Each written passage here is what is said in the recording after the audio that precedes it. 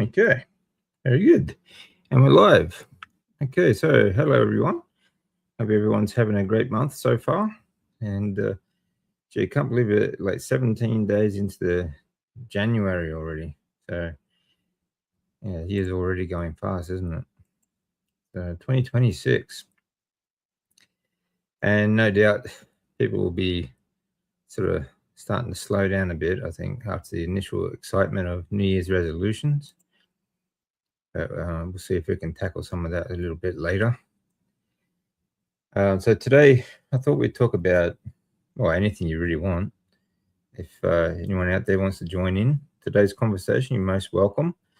If please feel free, let fly with the questions as well. But I was also thinking about people having trouble with prolonged breath holds, holding their breath, and different breathing techniques. Now, it might sound a bit odd, like sometimes there's a number of different breathwork techniques out there. I mean, there's literally, like, there are, dozens upon dozens upon dozens. But some of the most popular ones, like you see today, especially on social media, things like Tumo breathing or like Wim Hof, right? Where you are involved in hyperventilations and so on. But honestly, you can get a longer breath hold by not using those hyperventilation breathwork techniques. Okay, so there are other techniques that are very sort of relaxed and calm. They just practice on controlling the inhale and exhale. Even, for example, I'm talking about people who hold their breath for a very long time are free divers. Okay, like free diving is a sport where they just follow a rope down. They take one big breath in, and they dive as deep as they can in the ocean, and then obviously without blacking out or so on when they come back up. But they don't use hyperventilation breathing before they do this, right? And number one reason is because when you do hyperventilation breath work, like Wim Hof or Tumo breathing or many, many others, you get into an anxious state. You actually get into that sympathetic nervous state. And that in itself is going to make or create anxiety. Now, when it comes to holding your breath, 80% of it it's all mental, really. So it's about remembering to sort of calm yourself while you're in that breath hold and relax. When you have, for example, hyperventilated, and this is a very popular method as well, like the Wim Hof method, then you do an exhale breath hold, okay? But you will panic. Sometimes you'll panic and you start to feel that reflex, that spasm reflex, where you feel like you need to breathe, okay? That's not because of a low oxygen level, okay? A lot of it is anxiety.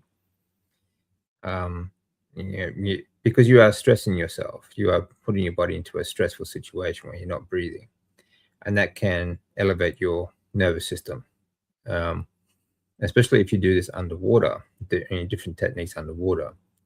That makes it even worse for most people.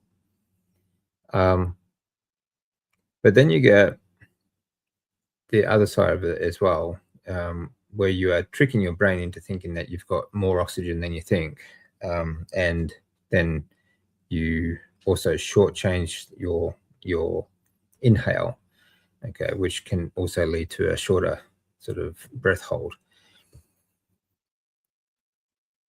Part of that panic, though, that anxiety of holding your breath, is believing that you're not getting enough oxygen. and you get that reflex, that I have to breathe reflex. But you're actually, the blood oxygen saturation never gets really below 95%. So it's always between 95 and 99%, your blood oxygen levels in your floating around in your blood. Okay. What that reflex is your CO2 imbalance. Okay. As your CO2 levels go up, you then get that gag reflex and the spasms, and you get that feeling of needing to breathe, and that will trigger the sympathetic nervous system to panic, and you get anxious, and then you start breathing again. So a lot of the training that you do to prolong a breath hold is to just build that CO2 tolerance, and to understand what that feeling is when you feel the need to breathe, and knowing that nothing bad is going to happen at when that happens. Okay, so there are many exercises that we can do to build our CO2 tolerance, and you'll feel more comfortable. And the more you do this, the same with anything else as well, the more you do this, the more comfortable you get with holding your breath. Okay. But that doesn't mean that just practice holding your breath and that's going to get you there. So like I've spoken about some exercises that we can do to build our CO2 tolerance before. One of the most popular ones are like apnea walking. Okay, so like out of the water, for example. Like if you are a swimmer or like free diving, or doing any kind of sport like that in the water, yeah, you can do in like wet training or dry training. So out of the pool. Hello, Cynthia. Great to see you. Thank you for joining me. So we can talk about wet training and dry training to hold our breath longer. Obviously, dry training is much safer. Okay. A lot of the training that freedivers do, for example, need a spotter. You need someone there to keep an eye on you so you don't pass out in the water and drown. But very simple exercises to build your CO2 tolerance, and a lot of that comes down to also like I said before, comes down to controlling your inhales and exhales.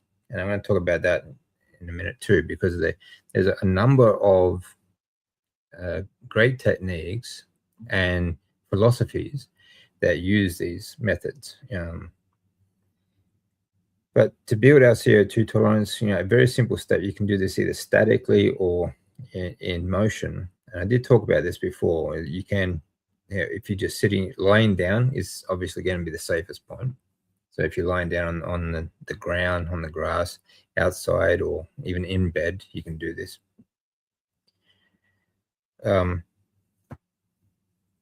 To get a longer breath hold, you don't do any hyperventilations beforehand. This will, if you do a simple techniques like tidal breathing, okay, which is just a very comfortable, relaxed breathing, okay, or cardiac coherent breathing, which is about 5 seconds in through the nose, 5 seconds out. All right, so you relax the vagus nerve, and you are relaxing your heart rate and just breathing in and out through the diaphragm, just very relaxed breathing. And then take one big deep breath into your belly. Hello again, good to see you. One deep breath into your belly and sort of fill up, kind of like a wave. You want to fill up your belly and then fill up your diaphragm and chest. Okay. And then you can practice a prolonged inhale breath hold. And that's how freedivers do it, actually. Excuse me. Excuse me. Before they dive, before they take their one breath dive, they have a very relaxed tidal breathing or cardiac coherent breathing while they're just floating on their back in the water. Then they'll take a full deep breath in before they duck dive down and try to get as deep as they can. Right? And that's how they do their really prolonged breath holds. Right? So these are great techniques that you can use that I think a more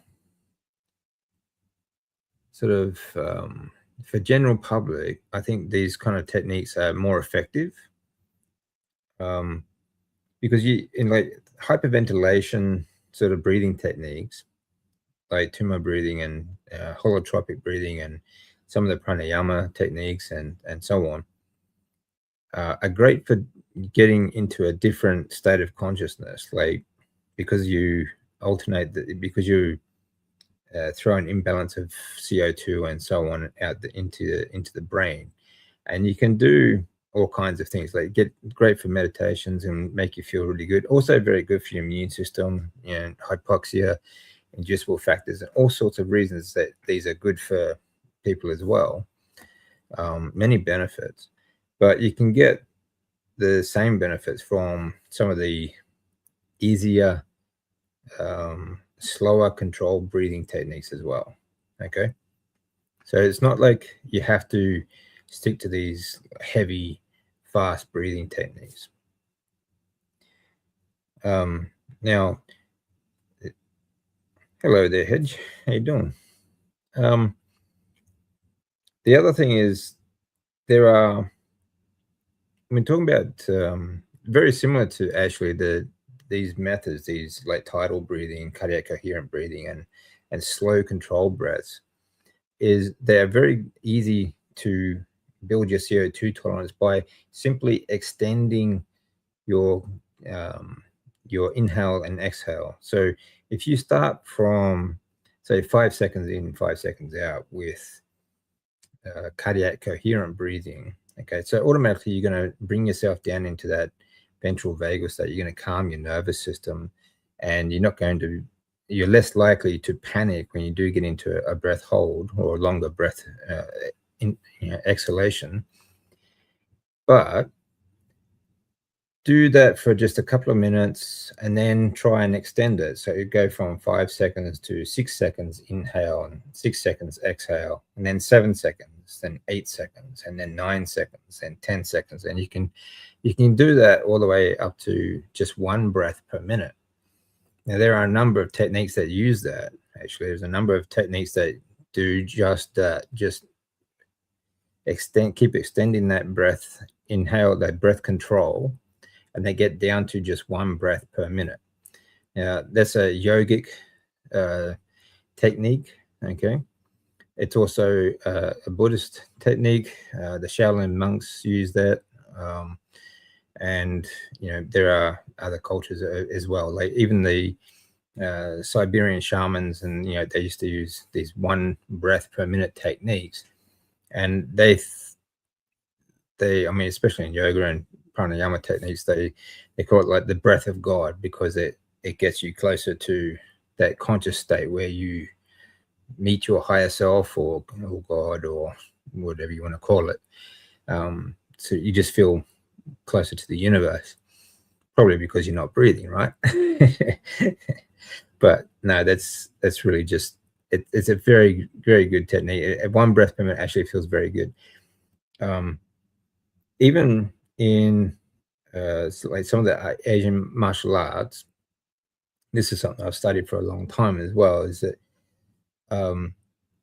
the Chinese kung fu, the techniques, like you get Tai Chi, and they have like Shi Jing Gong, these movement techniques. Every movement is attached to a breath, so they'll have very, very slow like inhalation with movement techniques, and then exhalation as well. So sometimes they'll get down to 1 breath per minute while they're doing this. Okay, so there can be a very, very slow controlled breathing technique.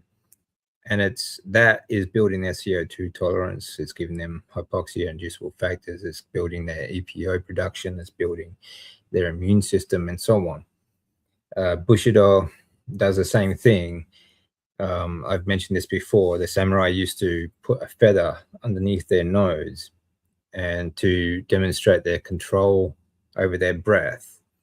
If that feather moved on the inhale or exhale at all, then they were dismissed, and they weren't, until they obviously required more training and so on. So these slower techniques of controlled inhalation and exhalation breaths might be more comfortable for most people, and can still build a very good CO2 tolerance as well. I've always thought doing the fast, deep breaths were needed in order to saturate the blood with CO2, so you can hold on, exhale. But that's not true, Cynthia. Actually, what you're doing when you're doing the fast, deep breathing, you're actually blowing off too much CO2. Okay, it's in the breath hold itself that your CO2 levels come back up and build up from there. So while you're doing the hyperventilation, you're actually pushing out too much CO2. So that's a hormetic stressor. You're putting that stress on the body by going low in CO2, and then when you get that exhale breath hold, that's why after hyperventilation, it's better to do an exhale breath hold, because you then build up that CO2 levels again faster, rather than doing an inhale breath hold. Okay. But even after like fast deep breathing, your blood, like your oxygen saturation level, will always be between 95 and 99%. Okay. Hey, Target Prime Red, how you doing, my man? So there's no fear of actually having oxygen. It's really just that triggering mechanism of having either low CO2 or too high CO2. Okay. Because you can also have too much CO2. All right. But it's pretty rare really for most people, because on average, most people are over breathing. Okay. They are breathing far too often. And so they live in that state of, sympathetic nervous state, because they're breathing too much, Yeah, how you doing, Thomas? Good to see you, man. So the Wim Hof method isn't the best for you. Well, that's why they have the exhale breath holds. Okay, because that in that state, like they'll do the hyperventilation, then the exhale breath hold, and then they'll do one deep breath at the end of the breath hold. At the end of the when Wim Hof will do a prolonged exhale breath hold, and then they'll do like a 15-second inhale and hold, right? And that sort of balances out their CO2 oxygen ratio. Right? So both, they are good. They're still very effective, and still very effective for other things, like EPO production and so on. All right. I still use it, but it's not the most effective either. Okay. And I think that for most people, especially when, I think it also depends on your nervous system, okay, on your autonomic nervous system. If you are in constant sympathetic nervous state, it's not good to do these hyperventilations, because that elevates your nervous state, okay, and that can cause just frying your nervous system out, and you get stressed and so on. So it's not always the best way to do it. Okay. If you are, I mean, and I certainly wouldn't do it every day either. But it's really about judging like what your nervous system is like as well. If you have ADHD, for example, it's not a good idea to be doing that, especially every day. I think that for general speaking, like general public, some of these easier to manage, just manage on, like work on extending the inhales and extending the exhales can be more effective, you know. Especially because it helps you to regulate your nervous system, and you get into the longer the inhale and the more control you have over your breath, okay, those slow inhales and exhales, then the more often you'll be in that ventral vagal state where you are in that rest and digest mode. Okay, so it's very, very good for after training. Okay, like some of these hyperventilation ones are great for pre-training, because it gets you into that sympathetic state where you're kind of like in that warrior state. All right, like you're about to go to battle. You're going to the gym and you're going to battle with, you know, the weights and so on. But then afterwards, you need to get into that ventral vagal state, that rest and digest state, as soon as possible. That's why, like, I'll do I like doing the slow controlled sort of stuff that, you know, especially recently I've been doing shooting goal, Chinese movement methods and so on. But you know, some of the activation breath works are good before training, okay, and post ice bath to help you warm up. Like breath of fire is a good. Tumo breathing, also very good. Great to sort of warm the body up and stimulate the lymph system, okay, or your lymphatics, okay, and great to get you into that sort of gym state of mind as well. But as soon as I finish, I start slow, controlled breathing. Even while I'm at the gym, while I'm even through the my rep ranges will sometimes will be like one concentric and then say 5 seconds eccentric. So, and that's what my breathing will do. Okay, it'll be 1 second at a time, or 5 seconds in, 5 seconds out, because you want to be able to control your breath and breathe as slowly as possible while you are training, because you actually get more oxygen delivery to your cells. Okay, it's one of the biggest myths is that while you are exercising, no matter what exercise you are doing, the faster you breathe is the more oxygen you will get. That's actually the opposite. When you are exercising, the slower you breathe, the more controlled your breath is, the more oxygen you will get to your cells, because you're not going to blow off too much CO2. And that is the signaling molecule that delivers or helps you deliver that oxygen to your cells. All right. So you'll actually recover faster between sets, just breathing through your nose, steady state, and controlling your breath as soon as you can. Okay, the faster you can control that, the faster you will recover. And that's exactly the same as soon as you finished your workout.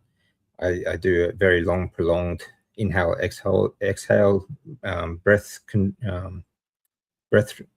work. Okay, even while driving, because that will get me into that rest and digest before I have a post-workout meal, so that I can actually absorb the nutrients. Okay, because if you're in that sympathetic nervous state, you actually lose anywhere between 40 and 70% of the nutrients that you're eating. Doesn't matter what you're eating. If you're in that sympathetic nervous state, you get all kinds of conditions, like your heart rate's elevated for one, your blood pressure's up, but you also get leaky gut. Okay. And the digestion, your food just goes straight through without actually absorbing any of the nutrients. Okay, so it's very important that before you eat, you get into that rest and digest state. Okay. But again, you know, while training, the faster you, or the more controlled your breath, the faster you're going to recover between sets and after. Okay. Yeah, good to see you doing well, Thomas. Hey, how's it going, man? Wanted to see, I recently bought a soda stream. Okay. I don't know why I haven't had one all these years. Any thoughts on carbonated water? It can be somewhat addictive, trying to drink too much. Yeah, no, I agree. I do like soda water.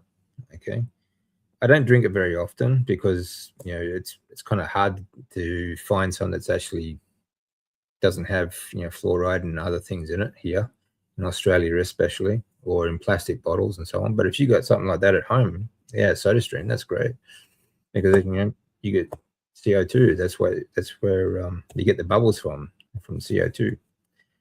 And that's an antioxidant in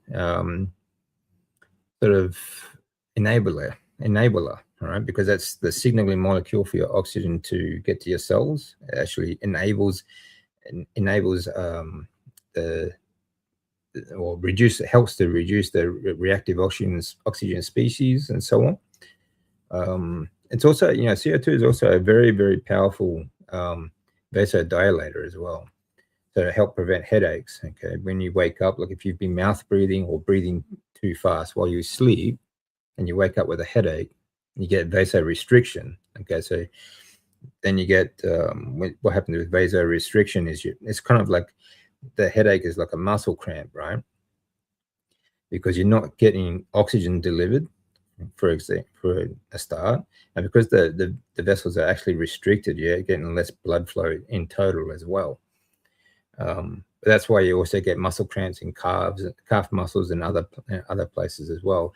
If you've been doing hyperventilation breath work, like holotropic work, for example, you can also get what's called tetania, okay, where you get cramps in your hands or your feet and you can't move them. Okay, it's called tetania because the CO2 levels are so low, all right, and you're not getting any that vasodilation or oxygen delivered to their cells because of the no CO2. But it also helps to enable nitric oxide delivery and stuff as well. Nitric oxide is a great antioxidant. So, yes, please. Don't forget to hit the like button and share if you like what I'm talking about. Really appreciate that. Hey, hi DC. How do you manage your ADHD? Is it with medications or behavioral therapy? Mostly behavioral therapy, but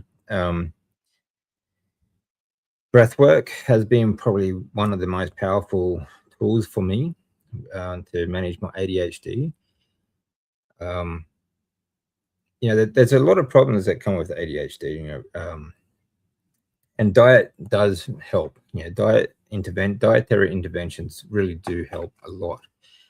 Because like carbohydrates, fructose in particular, like causes brain fog and so on, which just turns you into a real scatterbrain. So diet does very much help. So I use obviously the carnivore diet. Fat's very good for the brain, but eggs, make it, acetylcholine very good for the brain and everything like that. Actually, which has been one of the most important things for me. Like post chemotherapy, after 3 years of chemotherapy, like my brain, all of my organs were completely cooked, but I couldn't think at all after the 3 years of chemotherapy. And basically I had dementia at the time when I came out of the hospital, and I couldn't remember a couple of minutes ago. So that part of it, like recovering that, has been one of my biggest sort of goals, really, for the last 11 years. But of course, after that much chemotherapy as well, my ADHD is right at the top of the spectrum. It's very, very strong. So managing my breath work, and like I said before, this slower breath control, inhalations and exhalations, bring me down into that ventral vagal state, so I can get out of that sympathetic sort of state. That has been very powerful for me. So I no longer need any medications. And and I don't even take any supplements really anymore, except for just the cereal products that are nutraceuticals. But it's, again, like building CO2 tolerance, hormetic stresses for the nervous system, controlled stresses for my nervous system have taught me a lot about controlling my nervous system a lot. So the three things that are non-negotiable. I do other things, which I have talked about before, but the three non-negotiables. My morning starts with an ice bath. Every morning, without fail, I put about 20 kilos of ice in the bath every morning. I have it as cold as I can. While I'm in the bath, I do very slow, controlled breathing, because that will stop any kind of shivering or anything like that. Just brings me down into that vagal state where I'm very relaxed. I could pretty much fall asleep in the ice bath, very comfortable. And then I warm up with more breath work. Now, depending on the day, depending on what I'm doing later in that day, if I'm going to the gym, I might do an activation like the Wim Hof method, or breath of fire, or something like that. But as I said, like even during training, I use very slow, controlled breath. And after training, especially, I use a very slow, controlled breath again to bring me down into that ventral vagal state to help me calm my ADHD brain. Okay. But it's also very good for the rest and digest state and all the rest of all the physiological sort of things as well, not just the nervous system elevation. So those are the big things for me that have really helped me a lot.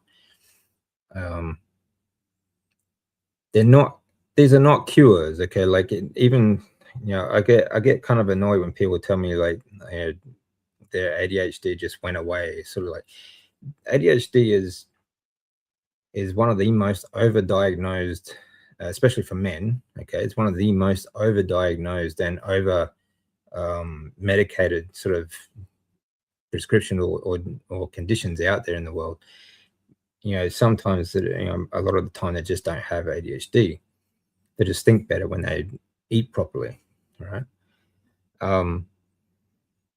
These are not cures, even the carnivore diet or breathwork and ice and stuff like that. These are managements. Okay, it's the same with all health goals, right? You don't sort of go to the gym once and say, job done, and I go back to a normal sedentary sort of lifestyle, or just sit in front of the couch and watch TV. It's something you do every day. It's the same with my cancer. It's not my cancer is not cured. It's just managed, right? I'm in remission for 11 years now, but it's because I manage these conditions. I manage my ADHD and I manage my cancer every single day. Okay. That doesn't mean that I have to be 100% strict every day. Like I, will deviate on certain things, but there are a few things that I don't change at all, like every day. And that can seem a little bit harsh sometimes, but some people, I think this is another reason why I think when it comes to diet management, for example, we're in mid-January now, a lot of people have New Year's resolutions. But the gym's always busiest in January, February, March, April, everything, it sort of dies down because of resolutions. But the thing is, having a routine, a planned routine, okay, with realistic short-term goals is the key to making anything stick, right? So I try not to deviate from my routine as much as possible, but like I said, these are just management. These things that they just help me to manage these conditions. Nothing's a cure. I liked it immediately, but the description is NA for likes. Oh, okay. Yeah, it's YouTube for you. Yeah.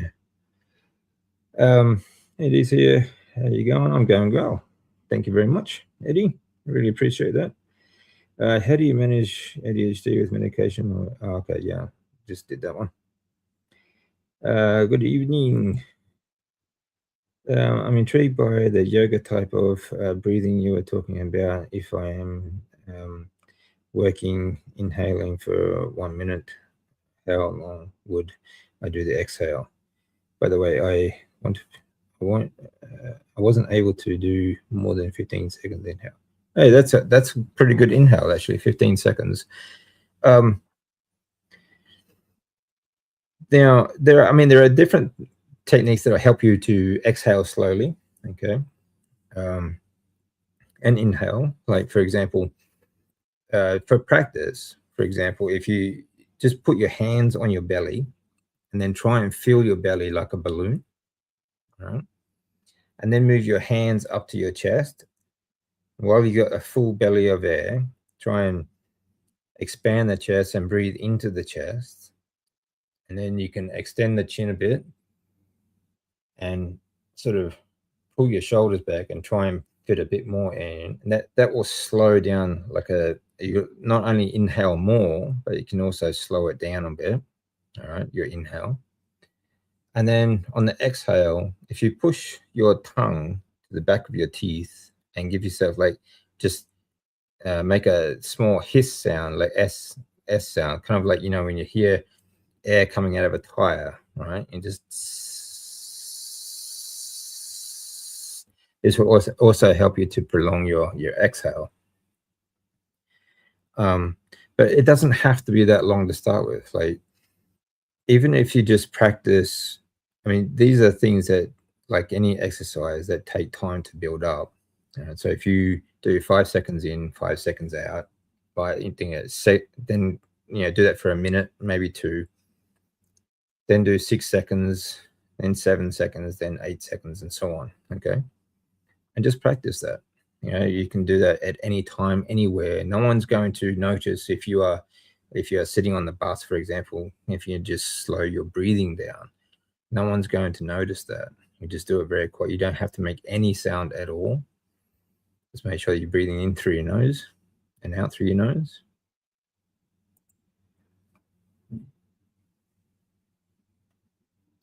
You're most welcome.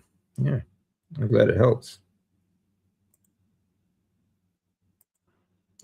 Okay, how do you motivate yourself?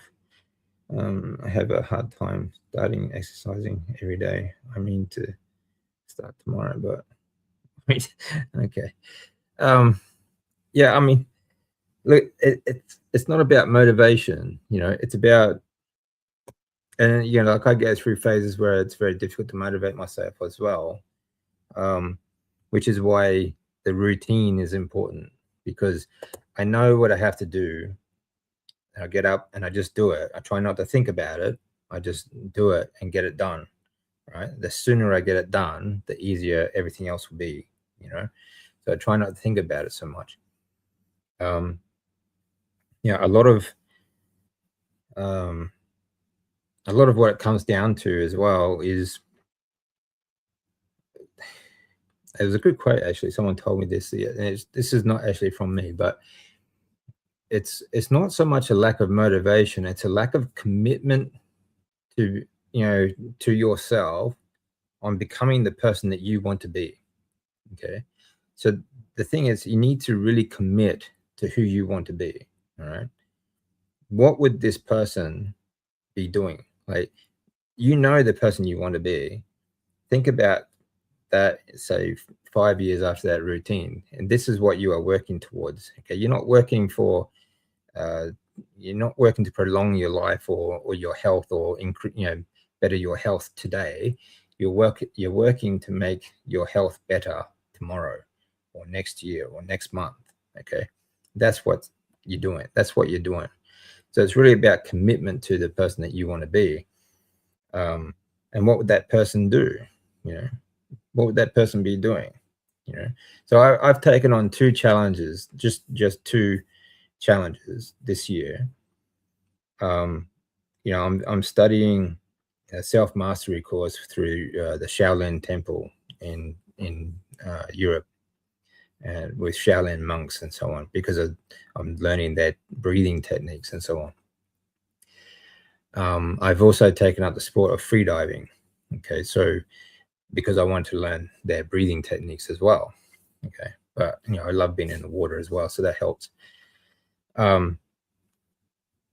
But that is the person I want to be. So that's where the commitment comes in, and that's where the motivation comes from. That's where it's about discipline of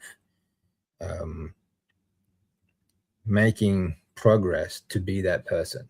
Okay. That's the best I can tell you, really. I mean, if you do feel, you can be inspired by other people, okay, but motivation doesn't last. So it's like, okay, so you get up this morning and you're motivated, you can go out and do this sort of thing, but then the next day you feel like, well, I did that yesterday. So motivation is very fleeting. So try and I mean, you don't need to push yourself too hard. Just try and remember that consistency is a wave. It goes up and down and up and down. It's never a flat line. It's never a straight incline either. So just think about the progress that you are making as well. That can be motivating. Think about the progress you are making. Every time you've done a workout, you are one step closer to being where you want to be.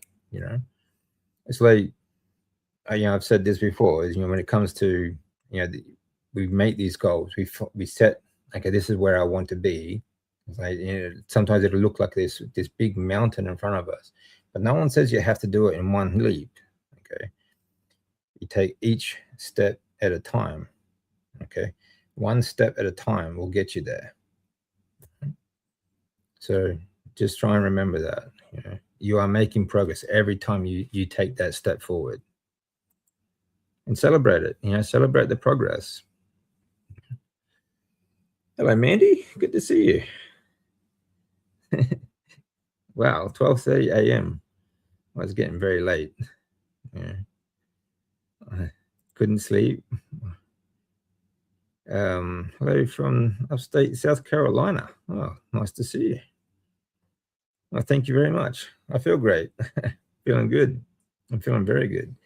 It's been, January is always kind of a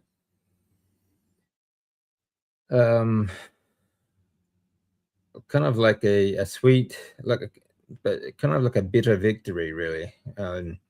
Very bitter victory for me. January, see, many years ago, January, which is one of the reasons I've said this before. One of the reasons I started this channel is because I wanted people to see that no matter how far gone you are, your health wise and things like that, or whatever condition that your life is in, these are temporary problems. Okay. And, all problems are pretty much temporary for most people.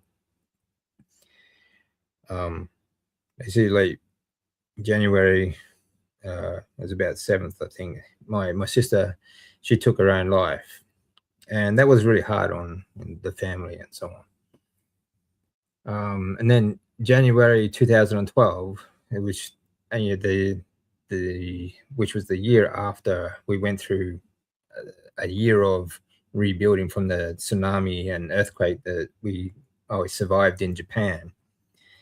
I was originally diagnosed. I was stage 4 follicular lymphoma. I had stage 3 kidney disease. I had liver disease.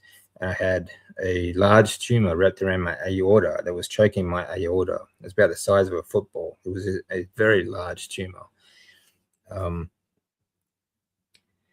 So all of my lymph nodes, like every node in my body, were malignant tumors as well. So I had tumors everywhere, my entire body.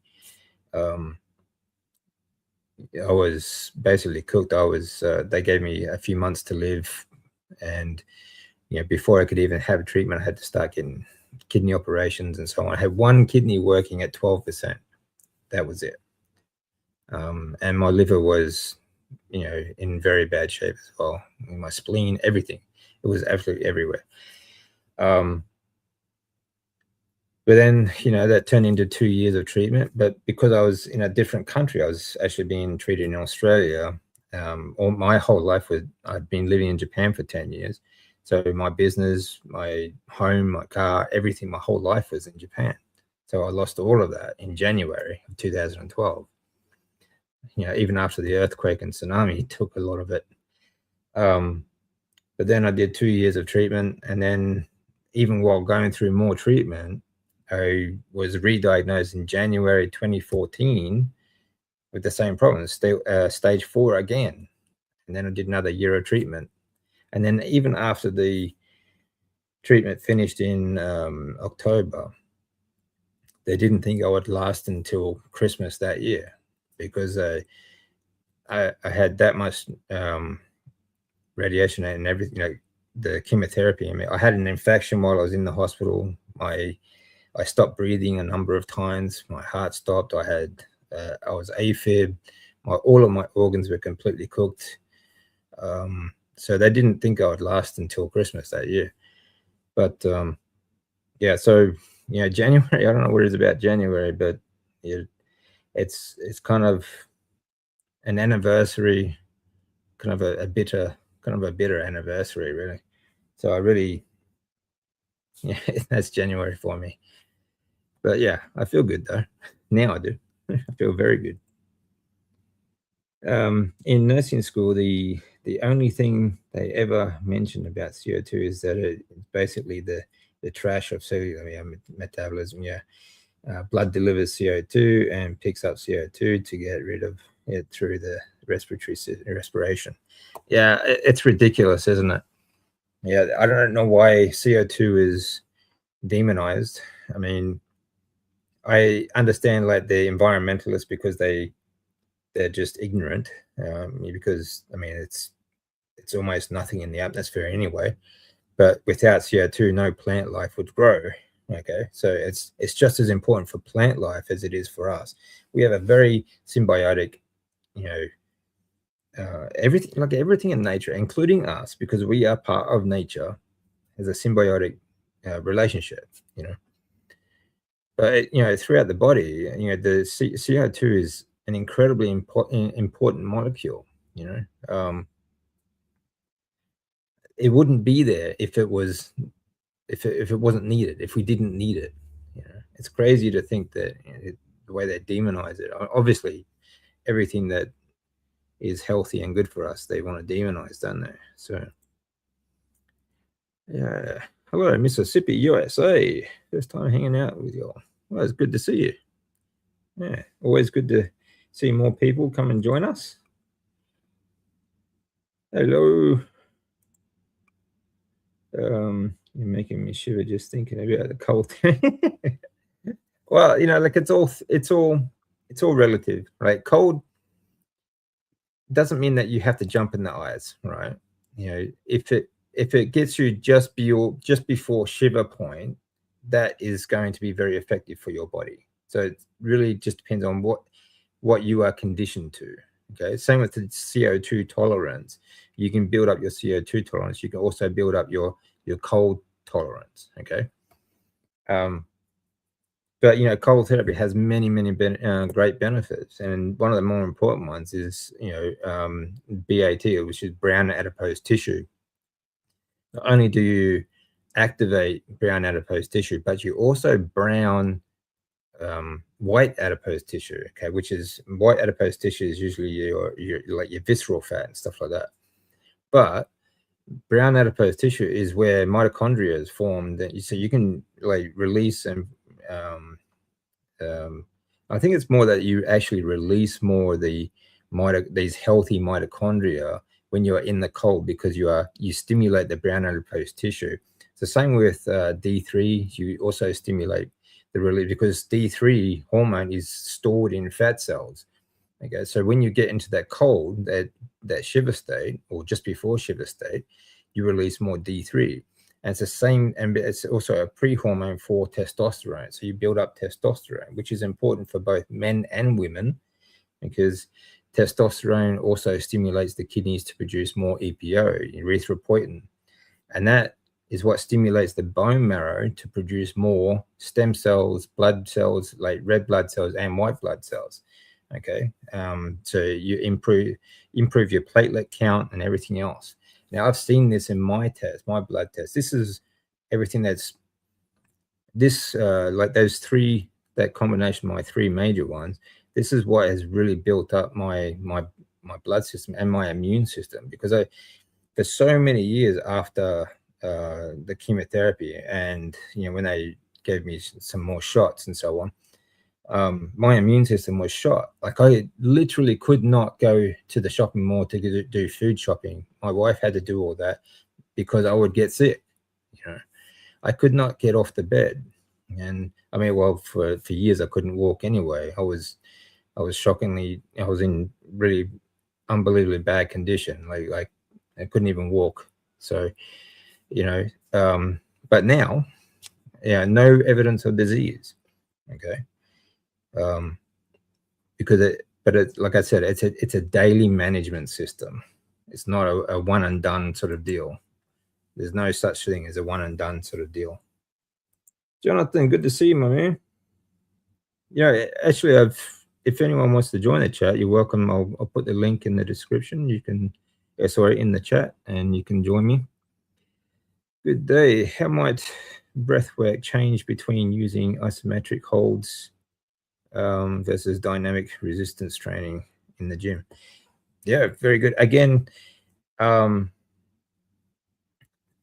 matter what exercise or what sport you're doing, the slower you can breathe, or the more controlled your breath, the more oxygen is actually going to be delivered to the cells, right? Which means, and of course, obviously, more oxygen in cells means better performance, right? Which means you can, say, if you're doing slow contractions or even isometric contractions, that you can push longer and harder.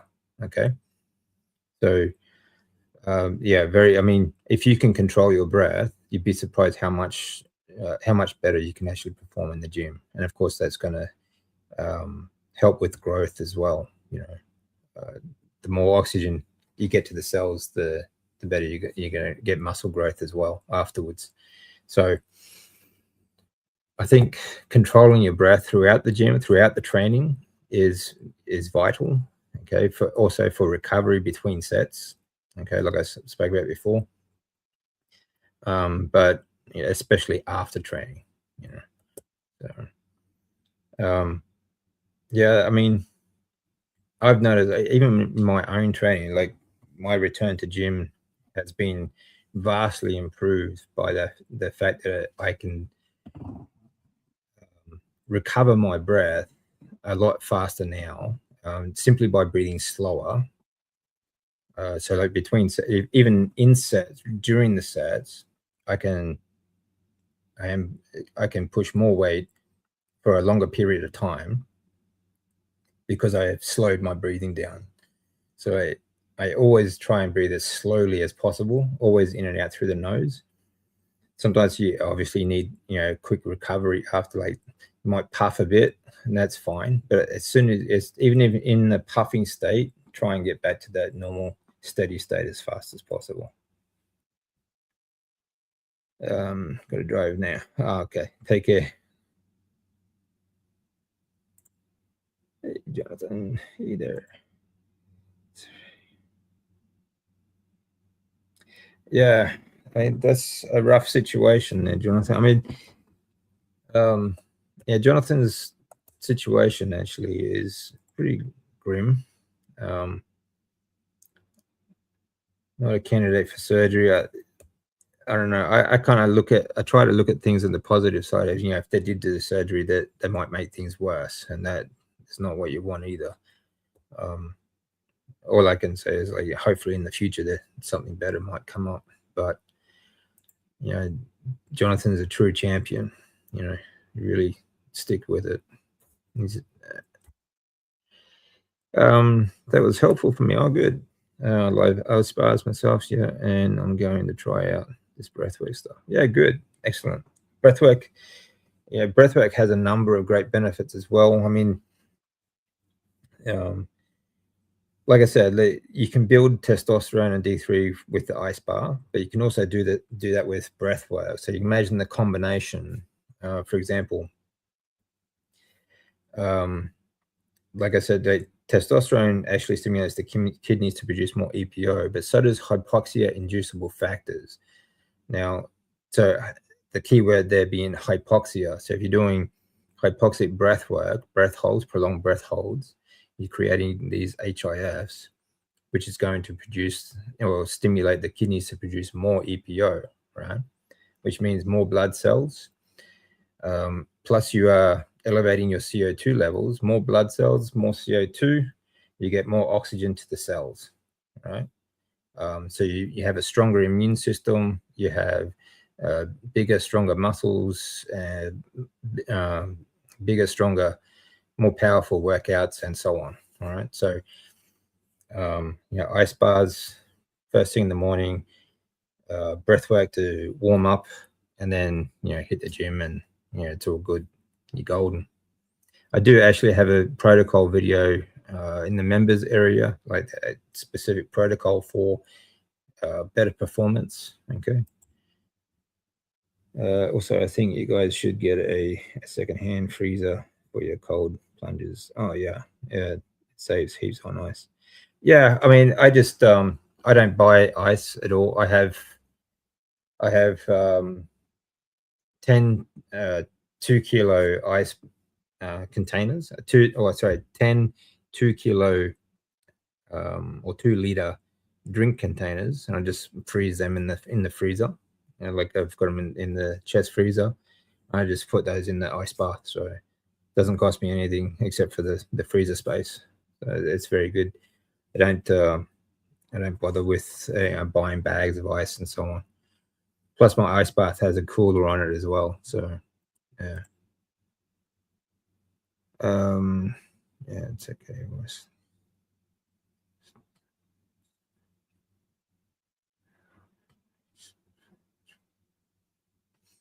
Yeah, that's the thing, man. That you're motivated to keep carrying. Obviously, you're doing everything you can, and I mean, you're doing the best of it. Certainly a lot better than what most people would be doing anyway. So I think you're an absolute champion, man. Hey, Rick, how you doing, my man? Hey, was just cleaning parts. Now it's time to clean myself up. Fair enough. Yeah. Yes, always live tomorrow. Um, Actually, if anyone you guys want to join in the conversation, here is the link. I will stick that in there for you. There's the link. This is the miracle, man, of the carnival space. Thank you, my man. I appreciate that. You seem to know about. Yeah, well, I guess I don't have those big flashy sort of clickbait videos and so on, but it's it is what it is, isn't it? So yeah. the Earth is only uh, the Earth is the only planet with known life and complex systems, many forces. Yeah, yeah, it's an extremely complex sort of system, isn't it? And it's all symbiotic and dependent on each other. So it's really cool. Yeah, yeah, that's true. Anytime, Jonathan. Anytime, my man.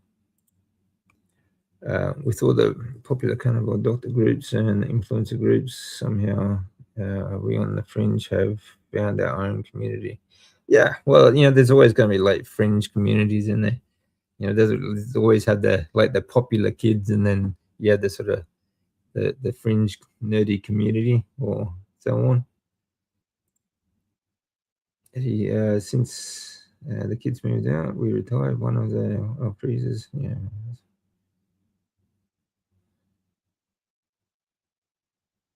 At that temp, and how long does it? Yeah. See, that's the problem with like because unless if you fill up your freezer with water, unless you keep it on 24 hours a day, it takes a while for it to cool the water. Yeah. Um, so that's why I freeze I freeze these. I have 20 liters of these 2 liter containers, right?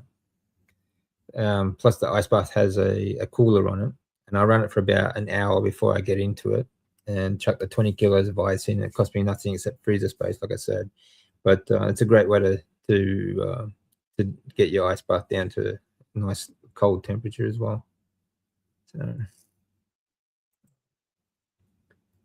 yeah, cheers. I have alerts for incoming research. Yeah, good man.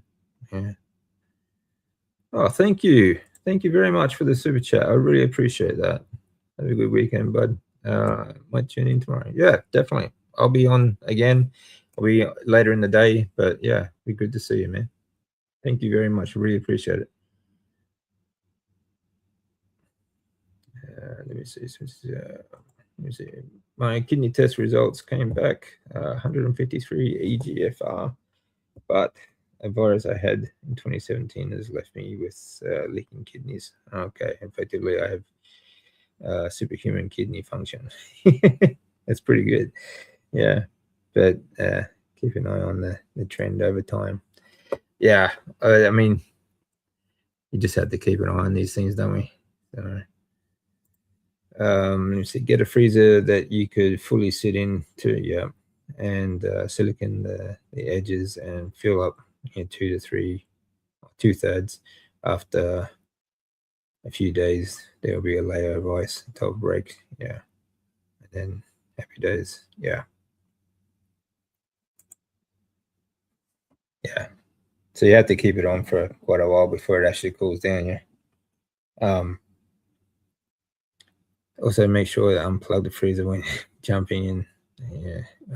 Once there's ice in the freezer, you don't need to keep it running 24/7. Oh, that's good. Because that would make it too hard to break the ice. Yeah, exactly. Yeah. Actually, there's some really good brands out there that, I mean, some of them are extremely expensive, but I think the only one that actually makes its own ice is that Monzoku brand, but they're like 30 grand for like US dollars, like minimum of 30 grand for ice bath, and that's just crazy. But like I said too, like it doesn't have to be full of ice either. It's all relative to what stimulates your body. Okay, so like for example, some of these studies that recently came out late last year on brown adipose tissue, because they tested this on not just my studies but also human studies where the cold stimulated brown adipose tissue. The brown adipose tissue actually takes up blood glucose levels faster than tumor cells can. Okay. Now, it's also very effective. Obviously, anything that takes up blood glucose levels out of the blood, obviously, great for diabetics as well. But especially for cancer patients. And I think that cold therapy should be, or absolutely should be, a must for any kind of cancer treatment that you go through. Okay. Getting that blood glucose levels out as quickly as possible is obviously going to benefit anyone, right? But apart from that, it also has these other great benefits. So producing more healthier mitochondria and so on, D3 stimulation and release, testosterone and so on as well. So there's a number of great benefits. It really is.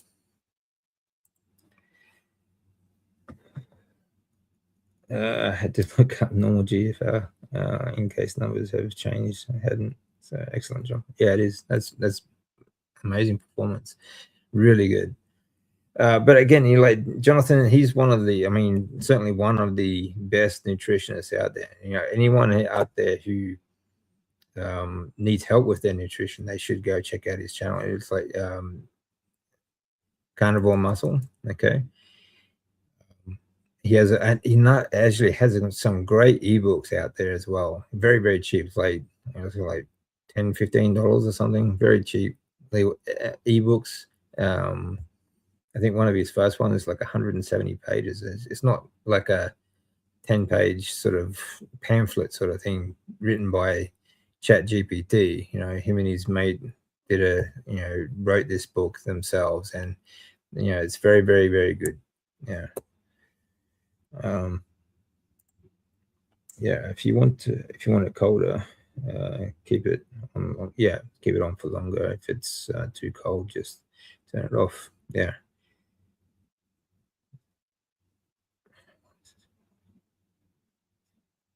Yeah, that's true. Yeah, that's good. Yeah. Uh, I mean, then I suppose are really not that much maintenance, really. But of course, it depends on the material that's made from and stuff like that. And like obviously, like a cold freezer like that, like a big chest freezers, for example, it's made pretty much most of the time. It should be waterproof. It shouldn't leak too much. So probably more durable, last a bit longer, and depending on what your ice bath is made out of, I don't think like some of those. A lot of people, most people, kind of use those inflatable, portable ones. Okay. Which can be good, they're very handy. You can pick them up and take them anywhere you want to go, sort of thing. You can take them to the beach and do an ice bath, sort of thing. But generally speaking, long term, you want something like a more solid sort of bath, but you also need something with a lid to keep the water clean as well. You need a good filter system as well to help clean the water. It's also good if you are not so sweaty or so on when you get into the water. But another must, I think, to get the best out of it is to add salts. Like I have sea salt, and I have magnesium bath salts, and so on. I have like 3 different salts that I mix into my water. It's just like like a cleaner version of seawater, actually. So it's very, very healthy for you. But I mean, it's another great way for you to absorb electrolytes through your skin. Okay, and get this from your water as well. So do things like that. It also helps to keep the bath clean. Okay, because salt will kill germs as well. So these are ways that you can help you or prolong the water and prolong the bath, the ice bath as well. So there's always good things out there. I don't change the water as maybe, I suppose on average, maybe once every 2 months. But my water is always. I've always got a lid on it. I never walk any grass or dirt or anything like that in there. So I try and keep it as clean as possible so it lasts longer. But it depends. Sometimes once a month or once every 2 months. It's pretty low maintenance, really. I just add a hose to the bottom and let it run out, and then fill it back up, sort of thing. When I do clean it though, I like to let it dry out for a few hours, and I'll wipe it down inside just to make sure there's no residue or anything like that in there. So, what do you think of saunas? Are they part of?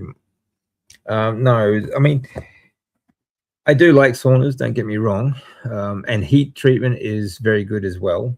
Great for like lymphatic production stimulation.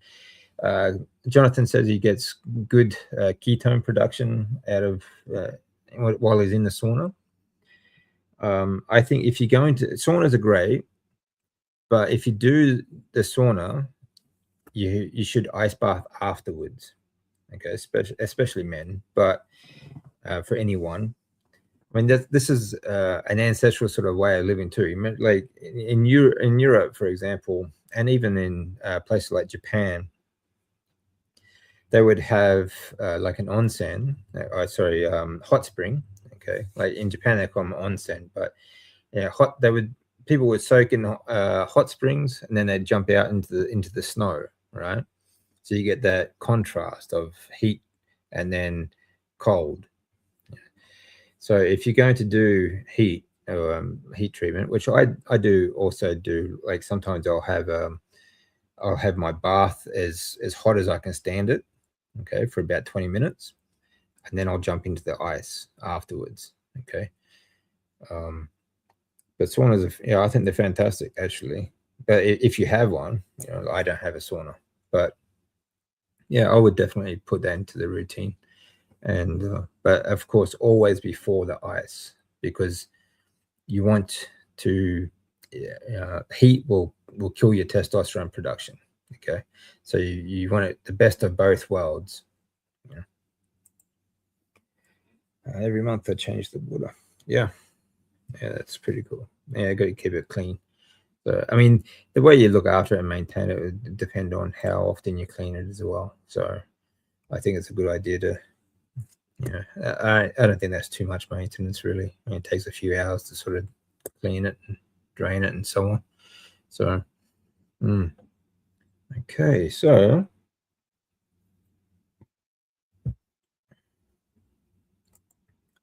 yeah, definitely agree. I go sauna straight to an ice. Yeah, that's good, especially in Australia right now. Yeah, yeah, for sure. Yeah, especially in summer like this. It doesn't really matter the time of year. I guess it just makes it easier in summer to go into the ice.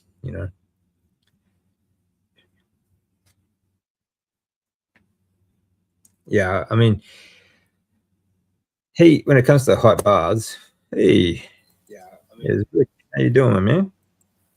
All right. Good.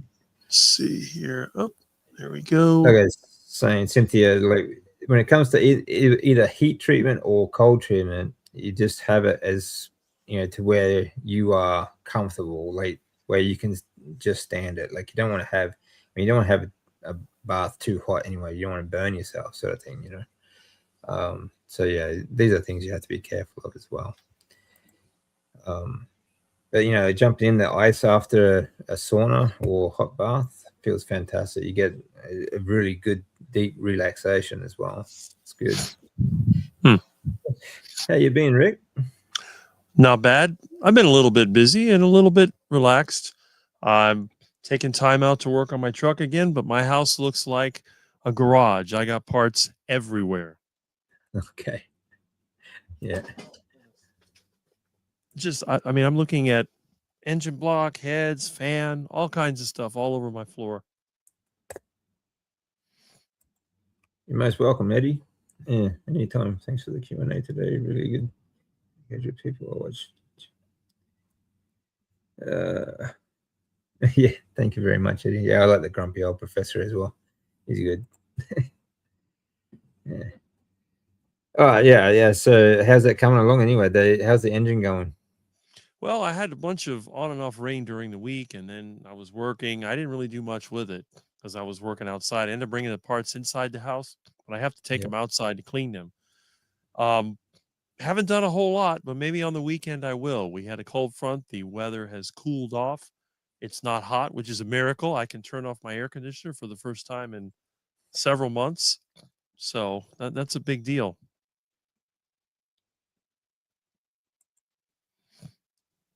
Drinking birds don't do themselves. Okay. All right, Cynthia, you take care. Thanks for joining us today. When you're talking about the cold plunge, I'm thinking just take a central air conditioner and rig that up. Take the Yeah. evaporator out, stick it in the water, and then you can just ditch the fan and all that, hook it up to the air conditioner, fire it up, and you'll have cold water in 10, 15 minutes max. Yeah, that's a great idea. Mm. Yeah. Mm-hmm. Oh, that's what they built for, isn't it? The air conditioners. And so Yeah, you just have yeah. to take the evaporator out, maybe put it on the side or put it on the bottom, put some kind of grate on top of it, and then just hook it up, put the refrigerant in there, turn it on.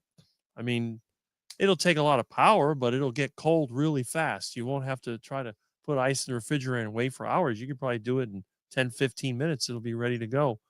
If you've ever Yeah. seen one of those air conditioners freeze up when they get dirty, they get like a big block of ice very quickly. Yeah. Yeah, that's true, isn't it? Yeah. No, that's a good point, man. Like, I mean, yeah, they might take a little bit more power, but you don't have to run them as long. So, it works out, probably work out cheaper, wouldn't it? Yeah, you could have cold if you want cold water on demand. I don't know how cold you want it to get, but you could definitely get it above freezing within 15 minutes. Because I Yeah. know when I've had to clean out systems, they get cold very quickly. Yeah. Yeah, that's true. Rick, how you going? How your duck doing? Well, my ducks have been missing in action for about a year, but they'll come back. I Mm. got rid of the predator pressure. I shipped off about 3 raccoons and chased away possums. Hopefully, when they do come back, because we didn't have many ducklings this year, hardly any. But now they're starting to breed again. I see more ducks mating, and that's usually a good sign. That means they'll be laying eggs. Yeah. Hopefully, the predators have taken off, because what happens, they go through cycles. We get a lot of ducks, then the predators come in, and then they wipe out the duck population. When the predators don't have anything to eat, they go somewhere else, and then it takes time for the duck population to increase. My yard was the exception because I was constantly eating the ducks, so I never had that many. But it wasn't until the rest of the neighborhood, people just let them go. They don't, nobody eats the ducks, so they keep multiplying and multiplying. Pretty soon you have ducks everywhere. Then when the predators come, well, that's the end of the ducks. Yeah. Yeah. Well, I mean, that's how the system works, though, isn't it? You know, whenever you get like an overabundance of animals or a certain type of animals, and the predators move in, find the Mm-hmm. food, and that's how it works, isn't it? So, That's yeah. right. It's an easy meal. That's why I try Yeah. to tell people, if you don't, you like the ducks, that's great. But if you don't control the population and you get enough of them, they're going to get eaten anyway. Either Yeah. that or they get run over because they sit. See, the ducks are stupid. When there's predators around, they don't want to be in danger. So they sit in the middle of the road at night and where the light is. Then they get run over. They think they're safe out there, but they don't realize they're in more danger than they were where the predators are. Yeah. Yeah. Far worse to be, roadkill rather than a meal. You know. Well, yeah, the thing is, the ducks are stupid. They have wings. If they want to get away from the predators in the wild, they go in the trees. But these domestic ducks, they're too lazy and too stupid. They never think about going up in the tree. They'd rather sit in the road and get run over than go up in the tree. If they went in the tree, the raccoons and the possums, they really couldn't get them because they have to climb up the tree. And long before they could reach the duck could just fly to another branch. But Yeah. they're not that smart. I guess No. they've been domesticated over the generations. Too much. Plus, they've Too eaten much so duck much food, duck mate. food. Yeah, Yeah. that's it. Too much duck food, so they're dumb as a rock. Yeah. Exactly. Yeah. I wonder. It kind of reminds me of another, a similar population, I guess, where too much duck food makes them dumb as a rock. Who would that Yeah. be? Vegans. That's right. Yeah. Uh, but oh well, you get that. It's funny stuff. But yeah, at least they're coming back though. I've seen a couple of your recent videos. You've seen some ducks outside the front yard there. Yeah. Yeah, they're coming back. I'm collecting some duck food for them. I've been hitting the dumpster. I've been throwing food. They'll come back once they start to mate. This is the key. When there's not that many ducks, they don't mate. But when their stress goes away, the predator pressure is down, they start to mate again. And they're going to try to Yeah. make up for lost time. They can lay eggs 4 times out of the year. So, and they can produce up to 20 eggs in one Wow. nest. Yeah, they Well, I can suppose really. they need to though, because not many of the ducklings really survive though, do they? That's the problem. When they're in Mm. the neighborhood, half of them are dead within a week, and then Yeah. maybe 8 will survive all the way. It depends. If they live in a place where people feed them, they generally a lot more live. So if they're over there by the bank where there's no predators and people feed them, I'd say at least half of them survive. Over there by the canal, maybe only 2 or 3 survive out of the group. Then what happens is the mothers will get together. Sometimes 2 or 3 mothers, they'll come together with the few ducklings they have, and then they act as a way of protecting them. And I've seen them fight off hawks. I've seen them attack the foxes and attack the raccoons. So they do work together, but Yeah. when they live in my yard and I kept the predators away, they would multiply very quickly. Sometimes I would have 12 ducklings. Sometimes I had more. So it all depends on where they're at. Yeah. Yeah, that's right. Yeah, I mean, like it's kind of I don't know. It's impressive actually to see some of them make it to adulthood, really, because like I've seen there was a TV show in Japan actually many years ago, but they were they found this family of ducks. This little mother duck was trying to bring her little ducklings to a river downstream. There's only like they followed it. The camera crew followed it for there's only like 3 or 4 kilometers, right? Not very far. But in that period, like she had 10 ducklings when she started. In the end, she had 0 because of all these different obstacles. But most of it was come down to the crows would like the little duckling would get stuck for a minute, and then the crow would come down and pick it off. Mm-hmm. Yeah. It's very, very few of them actually make it to adulthood. Right. But when you raise them on a farm, most of them make it. Yeah, that's right. Yeah, exactly. So If you build like they have you the can duck protect them house, on the farm. you Yeah, have the duck house, the duck pond, you have the food, and they yeah. just, I'd say 80% survive.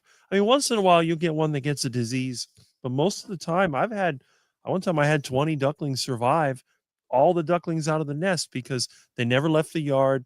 I fed them all the time. I kept them fenced in. There were no predators. So yeah, they all grew up and most of them ended up in my kitchen. Yeah. They survived it to the kitchen stage. That's right. But they Yeah. lived long enough to mature and mate. And yeah, they ended up in the kitchen because then I got too many. Then Mm. I try to limit it to 25 to 30. Once I get over 30 ducks, it's time to start cooking because they can just explode from there. Next thing you Yeah. know, you have ducklings. And then Yeah. if they Well, get and you got really, even only half of them have another 20 eggs, like that's 15 by 20. It's a lot of ducks. right. And then the other problem is you get too many ducks, they start fighting with each other. Then Mm. they're killing ducklings and then they get disease. It just, there's a limit. And I found between 25 and 30 is ideal for my place. And then after that, I have to cook. And then what I do, the first thing I do, I shift into birth control mode. So I eat every egg I can get my hands on. I put fake eggs in the nest. I let them hatch 1 or 2. Then I start harvesting. I start with the males. I try to reduce them down to 1 or 2. I get the most aggressive ones, they get cooked, and then the ones that are friendliest, they stay. So, and I try to keep it going. I've been able to manage it very well. I can keep the Okay. population healthy. I don't have a lot of disease. Sometimes over by the bank where they get a lot of ducks and they get a disease. Next thing you know, they're dying right and left. But in my yard, I've never had the duck plague. And I mean, I've had occasional injuries, but very few. A lot of them, they injure their feet, their wings get broken from fights. Not around here. They, Yeah. they live good as long as they Yeah. live. Yeah, that's it. I mean, like when they're managed like that, like I mean, on farms or like your place, they have a much healthier, longer life too. So it's you know, I've I've had a pet duck live 14 years. I mean, wow. Donald, he lived a long time. So they Mm. can live a while. It's just the occasional some of the ducks are very friendly. They'll follow you Mm. around and they'll come up and they'll tap on you with their beak and they make noises and they wag their tail. They go, "Brr, brr, brr, brr." So when they're Yeah, real friendly, they get moved away from the kitchen. They turn into sort of companions and pets. yeah. And I've had 2 pet ducks over the years. Most of Mm. them, they don't care. They don't want anything to do with you. They get aggressive and they end up in the kitchen. But you always get that 1 or 2 that is friendly and then they turn into a pet. Yeah, yeah, that's right. Yeah, they can be quite friendly sometimes. Some of the ducks that we've got 5 or 6 Muscovies here at the moment, Mm-hmm. but there's about I don't know 100, almost 100 little whistlers. Mm-hmm. But yeah, none of those ones are friendly. But the Muscovies, they're not too bad. They'll follow you around with the food and they'll sit down and like just eat out of your hand a bit. And yeah, I love. It's funny watching them wag the tail, isn't it? Mm-hmm. It's like a dog. And they bob their head up and down and they go, Yeah, "Broop, broop, broop, broop." And then the males, they go, yeah, and they make a dinosaur sound. yeah. They're funny. Yes, they have some character. I was actually surprised, since coming out here, and like I never really thought much about chickens either. Like, but they've actually got a bit of character to them. They're pretty funny actually. Like Mm-hmm. now, even when I feed the chooks, some of them just can't even wait for me to put the bucket of food down. Like while I'm carrying it, they'll fly up to my arm and start taking it straight out of my hand. Mm-hmm. quite good. Good value to have around, I think. So, Sometimes with the big ducks, when you bring the duck food out, they come flying and running to you. It's like a duck attack, and they're just wagging their tails and ready to eat. I've had them land on my arm, a full size duck, land on yeah, my shoulder. I mean, it's funny.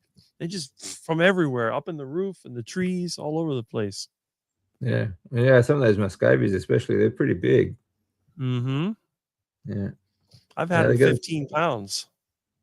Oh wow, that's big.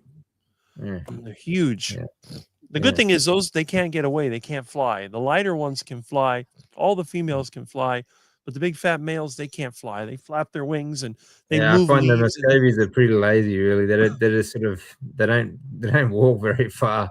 They no. like even here, like they'll walk down to the dam and then back up for the food, and that's about it. The rest of the day they'll just sit there and sort of look at the water.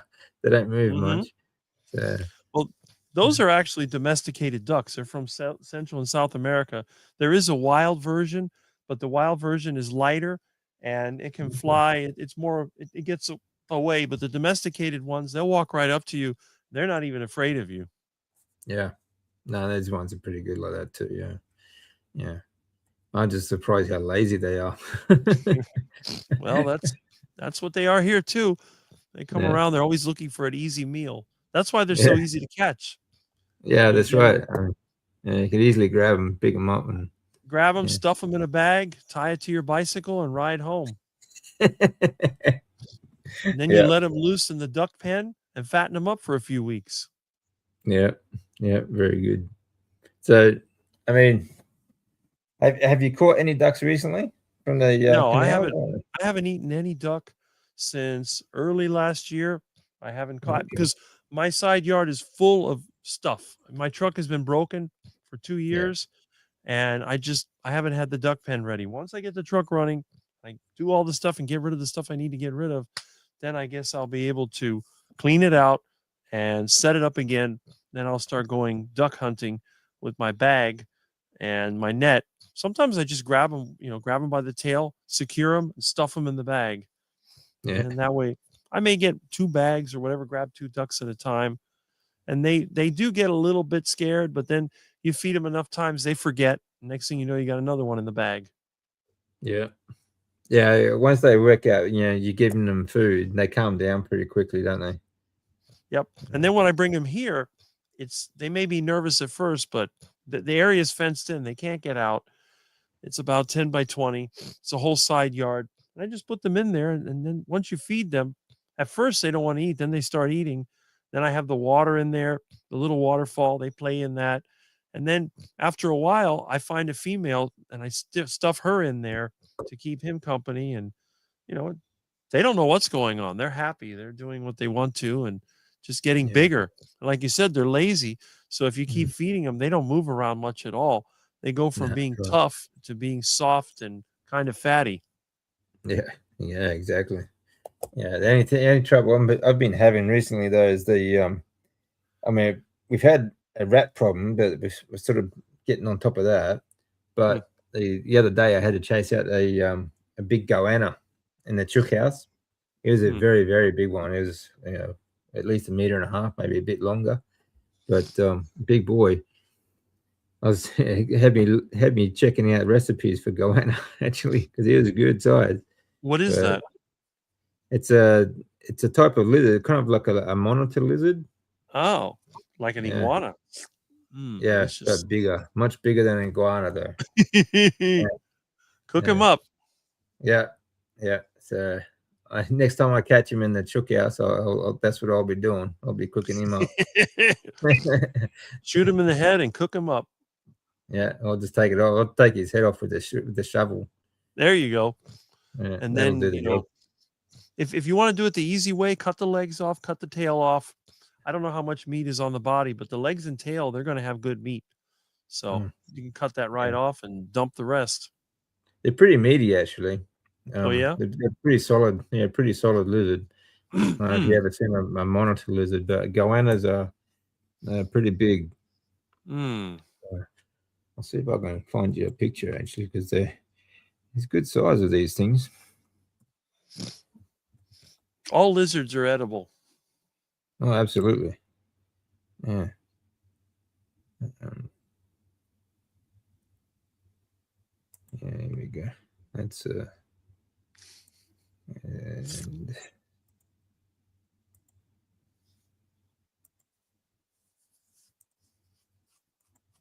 that's a goanna.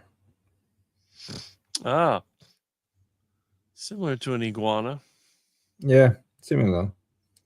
Just I mean, but they're big. They're very big. That's it. You get some lizard cooking. Oh, and look at who's here. Milton, what are you doing? Hey, Milton. Come on, Milton. Come here. He's a lot calmer now, is he? Yeah, come here. Hi, Milton. Milton. Oh, there he is. There's my little Milton. Cute little thing. Here we go. Hello, big boy. Kind of hard to call him a boy now, isn't it? He's getting, I mean, he was 10 pounds when they weighed him at the vet, and I think he's gaining weight. He's eating more now. Yeah. Yeah, they tend to do that, don't they? They put on a lot of weight after you do that, get them fixed. Yeah, So. took his nuts off. And, it's funny. Cats live longer without their nuts, and yet people are always trying to take testosterone to live longer. I think they're doing the wrong thing. I mean, I figured this way: if your body is making less testosterone, there's got to be a reason why it's doing it. Maybe it's to extend your life. Well, I mean, a lot of it is, when people test low, depending on their lifestyle and food, of course, but most of the time is like it's testosterone is fat storable as well, so it's not usually a whole lot in your bloodstream and at any sort of given moment if your body doesn't need it, so it really just depends on how much obviously there's lifestyle factors and so on, but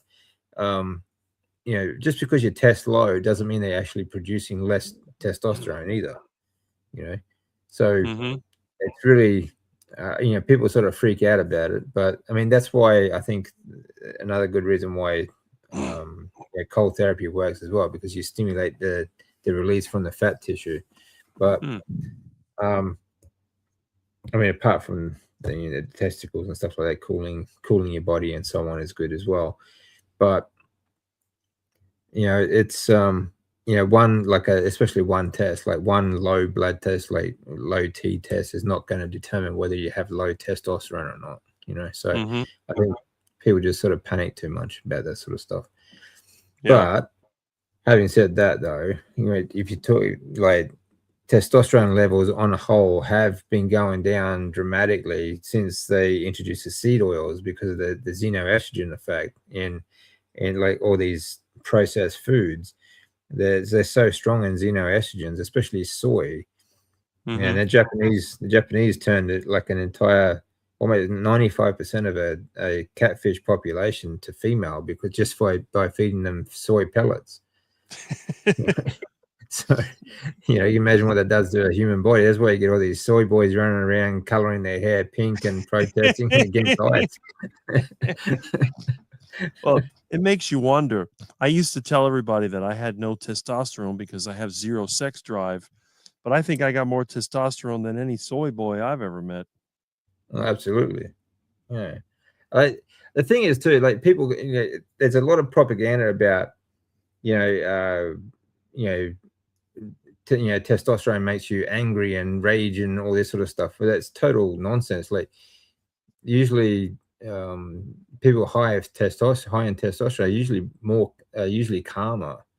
It's usually if they have, especially men, if they're higher in estrogen, they're usually sort of angry, sort of soy boy sort of type. Yeah, I know the type. Josephine, hello. Nice to see you. Soy boys are funny. They get upset about everything. Yeah, exactly. I mean, it's like a sport for them. They're not happy unless they're outraged about something. So it's just this fake outrage, sort of virtue signaling outrage that they get. It's ridiculous. Yeah, Yeah. I'm not like that. If I did that, I'd be dead by now because I'd injured myself. I learned a long time ago, when you work with things that are dangerous and heavy and whatever, you have to take your time and be calm. One wrong mistake, that might be your last. Yeah, that's right. Yeah. Yeah. You're working with heavy machinery or Yep, anything like that. It's you don't want to be you don't want to lose your head. You know, you got to stay pretty calm and focused on what you're doing. You know.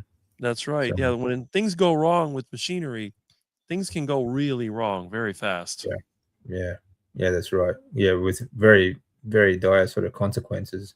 Mm-hmm. Because the machine doesn't stop just because you tell it to. No, no, that's it. Yeah, yeah, yeah. There's a reason why modern day machinery has that big red panic button. You know. You know, it's funny, and I work with all kinds of tools, a lot of dangerous chemicals, toxic plants. I mean, I'm always around something of danger and I never get hurt, never. And I know people that live in a normal house and they are constantly falling, breaking things. It's crazy. The cuts, the scrapes, the scratches. I live in a very dangerous cluttered house. You can Yeah, find almost anything here. I'm sure the average person would probably die just trying to walk from one room to the other. And I don't have a for sure. problem. I mean, Yeah, I got stuff everywhere. yeah. It's but you have to be Well, calm. You have you wanna hope you don't have any eyesight problems later on. well, I hope not. That's the one good Yeah, thing. My eyesight has remained good my whole life. Never had an yeah. issue. Yeah, well, I think, yeah, I mean, you're certainly one up on most people, like at least 99.999% of the population, as in, how early you started eating the way you do. So, yeah, well, I don't know what call it, carnivore diet or paleo or ancestral or Heart whatever you want attack to call diet. it. Heart attack. Yeah, I love my heart attack diet. yeah, for sure. It's amazing because every time that I've told my story, everyone that I've told it to looked at me weird, like, what? You know, why would you eat the carnivore diet? Well, it's very simple. All I did was take my dad's advice, who was very much into health foods, and I did the opposite. Yeah, He told me to exactly. eat he told me to eat whole grains. I don't eat seeds. Yeah, Juice, no juice. Don't eat fatty meat is bad for you. Okay, we'll eat that. Don't eat eggs. Every egg you eat is like smoking 2 cigarettes. Well, I hate cigarettes, so I'll eat a dozen eggs a day. How's that? yeah. And that's how it worked. Yeah. See, most people don't have that sort of, I don't know, like, I suppose, especially at that age, it's not that. I suppose we all had that sort of rebellious stage, but it's kind of funny, kids today, especially they wear all these, like, they wear a particular sort of style of clothes, so they try and stand out, Hmm. but they do exactly the same as their friends, so they're really not Right. standing out, are they? It's like they're just really just fitting in, and it's whereas you just did your own thing, and Yeah. that's pretty rare. In fact, in the 1980s, when everybody had big hair and the 80s hair style, I went to the 50s. I thought, all right, I'm going to give it the lard treatment. I'm going to grease it down. I'm going to wear 50s style clothing, and that's it. So, Yeah, because I couldn't fit in, I tried to fit in, but every time I did, I didn't have the money. I didn't look good. So I'm like, screw it. You do what you want. I'm going to do my own thing. And that's what I did. yeah, And I was so much happier because I don't have to I don't have to be under pressure. Well, you have to do this. No, no, I'm not going to do that. I'm going to do whatever I want. yeah, exactly. I don't know what the hell happened in the 80s, but fashion wise, it's like I don't know what the hell people were thinking. It's either mullets or like this big, hairsprayed sort of frizzy stuff that women wore, and these big shoulder pads. It looked like they were playing, playing in the American football or something. Yeah. You know, Well, that was the thing. Everybody had for one time they had this style members only jacket. So I don't wear jackets. To this day I don't. And then the different sneakers they came up with, I wore old fashioned canvas and rubber shoes and leather shoes. And then they wore jeans. Everybody had designer jeans. So I wore yeah, regular pants. just like blue collar work pants. And then all the different t-shirts, and nope, I wear the button down shirt with a collar. And that's what I've done to this day. Because it was like, I don't want to be like them. They look Yeah, ridiculous. The hair, the big hair, the gals had the hairspray, and the guys, they had the layered hair with the, oh, I don't want to deal with that. yeah, So I and they just all did had my, to have highlights as well. You know, like these different hairdos and stuff. It was funny. But so what I yeah, did, I figured from the 30s to the 50s, everybody had that slick down hair. And I figured, well, I started with Vaseline, but I go, why am I going to use this? I'm going to use lard. When I discovered lard, that was it. I yeah, started slicking down my hair before I went carnivore because that was like my first thing in junior high. I got tired. Kids used to spit on my hair. So I put Vaseline on it so I could wash it off. And then I started using lard. And then I discovered beef tallow. And then that oh, summer is when basically I fell through the roof. I broke my arm. And I remember when I went to the doctor to look at the arm, he was looking at my hair. He's like, what is that? It's lard. I learned that from a Tom and Jerry cartoon. And ever since then, I've stuck with it. It works for me. My mom yeah. told me that's going to make your hair fall out. All that lard is going to make your hair fall out. You haven't Well, even got a gray hair yet. and then they told me this is the other thing. You're eating all that fatty meat, you're going to get acne. Well, out of all the kids I knew, I was the only one that never got acne, and I have never Yeah, had it in my entire life. yeah. So again, like it's something, especially like doctors and so on. Like again, they demonize red meat. Oh, you're gonna get acne and all these other things. Like there's never ever. I mean, whoever said meat's gonna give you acne? Like over, especially over like all that processed garbage and duck food and you know candy bars and sugar, all these other crap that all these other kids are eating, and seed oils and so on. You got to be Mm-hmm. kidding me! Seriously, anyone in their right mind at the time would have to see, okay, there's got to be something wrong with that advice. You know? Exactly. And that was the Yeah. thing, as time went on, I kept doing these crazy things, and I kept everything they told me didn't happen. So I thought they must be lying to me. Why are they telling me these things that don't happen? Exactly. Yeah. And then my parents have had health issues that I've never gotten. My dad had glaucoma. My mom had cancer twice, arthritis.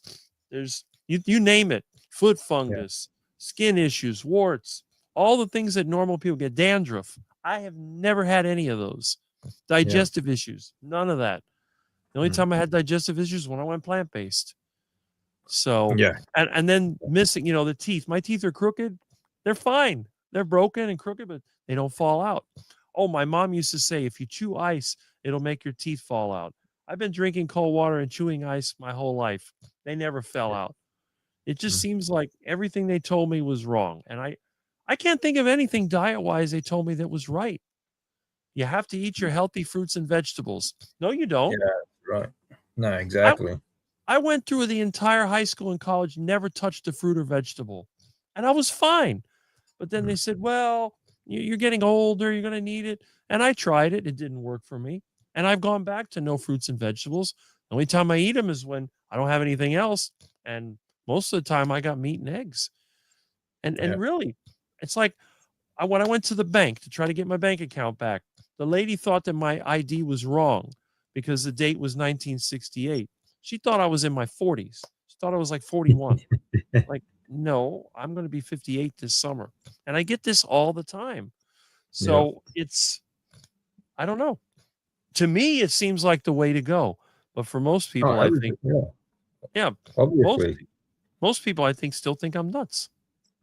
Yeah, well, that's. I mean, most people think we're all nuts, like eating the now popularized sort of carnivore diet. But it's like with me too. Like people would say, like, "Oh, I don't believe that works. I don't believe carnivore works," sort of thing. Like, well, what what more proof do you need? Like, from where I was dying in a bed to where I am now. What more proof do I need? And I don't really need to. I certainly don't feel the need to have to explain my why it works, because obviously it does. I mean, like it's just the most ridiculous argument I get. Like, oh, that doesn't work. Well, really? Like, Seriously, it's crazy. But whatever. The older I get, the more people that have known me most of my life, now they're starting to think, well, maybe Rick's diet isn't so bad because they're all having problems. They get the Yeah, kidney stones, the high blood pressure. I got a friend that's still struggling with his blood pressure, and they've yeah, given him every medication you can think of. And I keep telling him, why don't you try my diet? And yeah. look at my blood pressure. I pulled out the thing, it was like 90 something over 60. It's like, that thing can't be right. So I gave it to him. It was like 180 over 90 something. I said, Wow. you are a heart attack in the making. I Exactly. joke about the heart attack because he was seeing me Mm. eating the chicken. Oh, is that your heart attack chicken? Yes. You want one? No, it's good. Try it. Oh, your food's too bland. It's dangerous. What's dangerous about I'll it? be back. I'll be back in a sec, mate. But keep Yep. on talking. I'll be back in a sec. Yeah. Yeah. My heart attack diet, I got so many people that still laugh about it. But the reality is, at least in my opinion, I don't think there's any danger to it at all. I think that it's actually helped me. I think it's helped my attitude and it's helped my health. I got lots of energy. I've never had a chronic health issue. I'm always lifting up heavy items, like working on this engine. I don't have any back issues. My arms are fine. I did have some shoulder pain over the weekend because I was I was working at, I try to remember, it was at that house we were putting up the media center, the home theater, and I was holding these heavy speakers up there, and I think that's what kind of did it on the left arm, but it got better within a day. So, and I ride in my van and my truck were always rough riding the equipment, sit in some pretty strange positions and no pain, no problem. So they say, oh, it's Yeah. genetics. If it was genetics, why did my parents have problems? Exactly. Yeah. Yeah. Yeah. That's always the fallback, isn't it? It's got to be genetics. Yeah. Total BS. You Yeah. both. Both your parents died fairly young. Yeah. And then the other thing too is, like, some of the guys I work with, they're into the workout, the typical gym bro diet, and they got the big Mm. muscles, and they're good to look at. I mean, they're pretty to look at. I don't blame them. They're always looking in the mirror, but they're the ones that get hurt, and I don't. So Yeah. if we're moving heavy things, why is it that the guy with toothpick arms doesn't get hurt, and the guys with the big muscles are always getting hurt? What is that Yeah. all about? Yeah. That means they're Exactly. just not that healthy. That's right. Yeah. They're not as healthy as they think they are. Right. Yeah. Just because they can go to the gym and under controlled conditions lift weights. You don't, I mean, you think about it. I mean, think about our friend Jonathan. He has serious structural issues, and yet he Yeah. can still perform in the gym because he That's knows right. how to do it. But That's right. these guys that think they're tough, I mean, they go to the gym. That's great. But when you have to lift up an object and then you got to move around different positions, that's a whole different way of living. And if you're, Exactly. Yeah. yeah, That's why I say, like, it's not about what you look like; it's about what you can do. well, that's true. Yeah. That's true. And see, that's the one good thing. Sure, every guy wants to look like that. Everybody wants to have an impressive physique. They can take their shirt off. All the women are going to fall over because they're so Yeah. impressed. But then again, if you're like me and you have to do everything yourself, work on all different jobs, work on your own home, do things, the most important thing for me is that the mind works and that I have enough movement and flexibility. If I really need to move something heavy, I can always get a piece of machinery to do it. Yeah. So it's like the practical man versus someone that's out there trying to look a certain way. Yeah. And Exactly. that's the difference. But I But just wish, unfortunately, just, the way people are is it's all about what you look like and not what you know. yeah, You know, I was gonna say, it's just crazy. I wish that people would focus more on the structural health, the mental health, the ability to do different things rather than just concentrating on looks. Because then what ends up happening is people get cosmetic surgery so they can look a Yeah. certain way, but it doesn't fix the underlying problems. Yeah. Yeah. That's right. It's like People get liposuction when they yeah. could just use the diet. Yeah. And the thing is, Yeah. if you got a little People fat like around, you got a little fat around your waist, that doesn't hurt anything. There's nothing no, that's meant to be dangerous. there. Yeah. Yeah. Yeah. That's right. It's a Um, protection. a good example of that, like the other day, that Brian Johnson character that Yeah, he spends like $2 million a year on trying to stay healthy and young.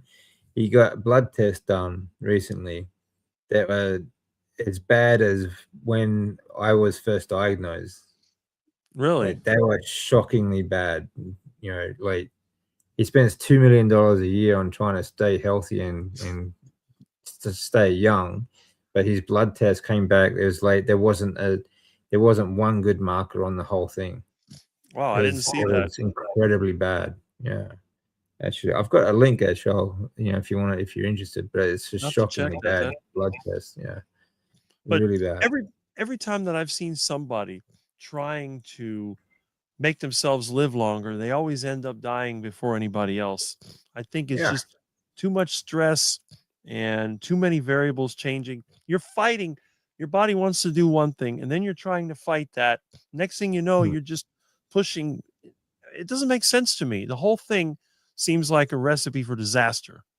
Yeah. None of it really makes sense. Like when you think about it, like they spend their whole life trying to live longer instead of actually living while they're alive. Yeah, You know, that's and it. it's crazy. It's a crazy system we're in at the moment. But, And if you've ever known people, and I've known several that lived over 100, not one of them was into any kind of biohacking, any kind of health, this or that. They generally, one lady, she used to smoke cigarettes. I knew another one, and of course he lived to 98. Now he was strong. He ate a lot of meat. I yeah, think he was almost carnivore. I don't even remember. He didn't like desserts. He did eat some fruit occasionally, but no bread. It was like very similar to me. And he was still driving at 98. And then, wow, like a month before he died, he got some kind of flu. And then it got better. And then it turned to pneumonia. And then he died. So he lived 98 years and spent a month dying. And that was it. well, that's the way you want to do it, don't you? You don't want to spend years in bed. But So he had a wood shop. He used to build furniture, and he had I think that was his hobby, but he made money off of it too. He was doing carpentry for different people, and he drove his truck. And I remember it was an old truck, with a Ford truck with a 6 cylinder and a manual transmission, had the little thing on the column, and the guy drove the truck around and back and forth until he was 98, and then he got sick for a month and then died. And his yeah, diet, bacon and eggs in the morning, and he had, hamburgers.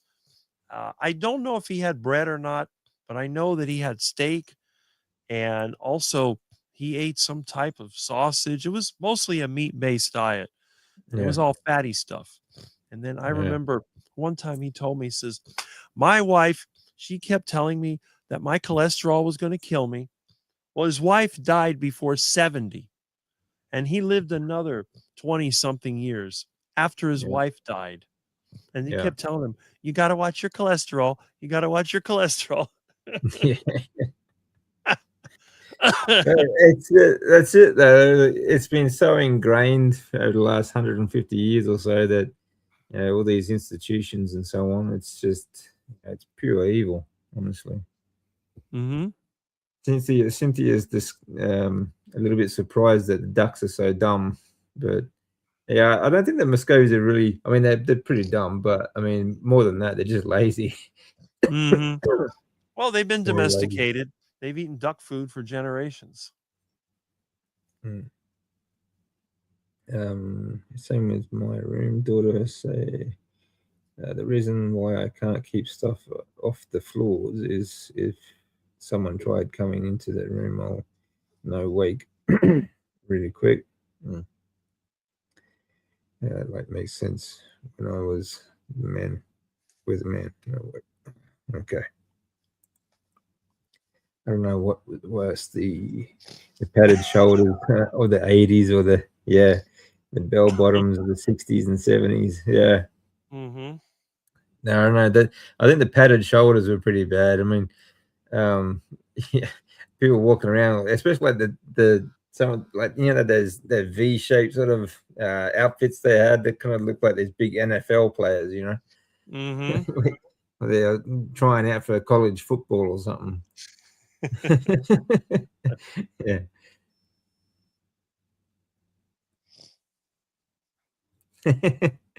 Oh, that sounds all right. The old purple bell bottoms and the butterfly on the pockets. Mm-hmm. Ah, here we go. Wow, 100 over 70. Are you sure you got a pulse, mate? I do this all the time. Every time my friend comes with high blood pressure, I'm like, here you go. It's crazy. Yeah. No one likes to think for themselves. Yeah, that's true. People, it's too much hard work to think for themselves, you know. Mm-hmm. Even if someone thinks I'm 10 years younger than I am, it is never enough to me. Yeah, fair enough. Yeah. I've never really thought about looking younger, or I've never really thought anything about trying to, like, I don't use, there we go. Back. Yeah, Back, mate. that was weird. Yeah.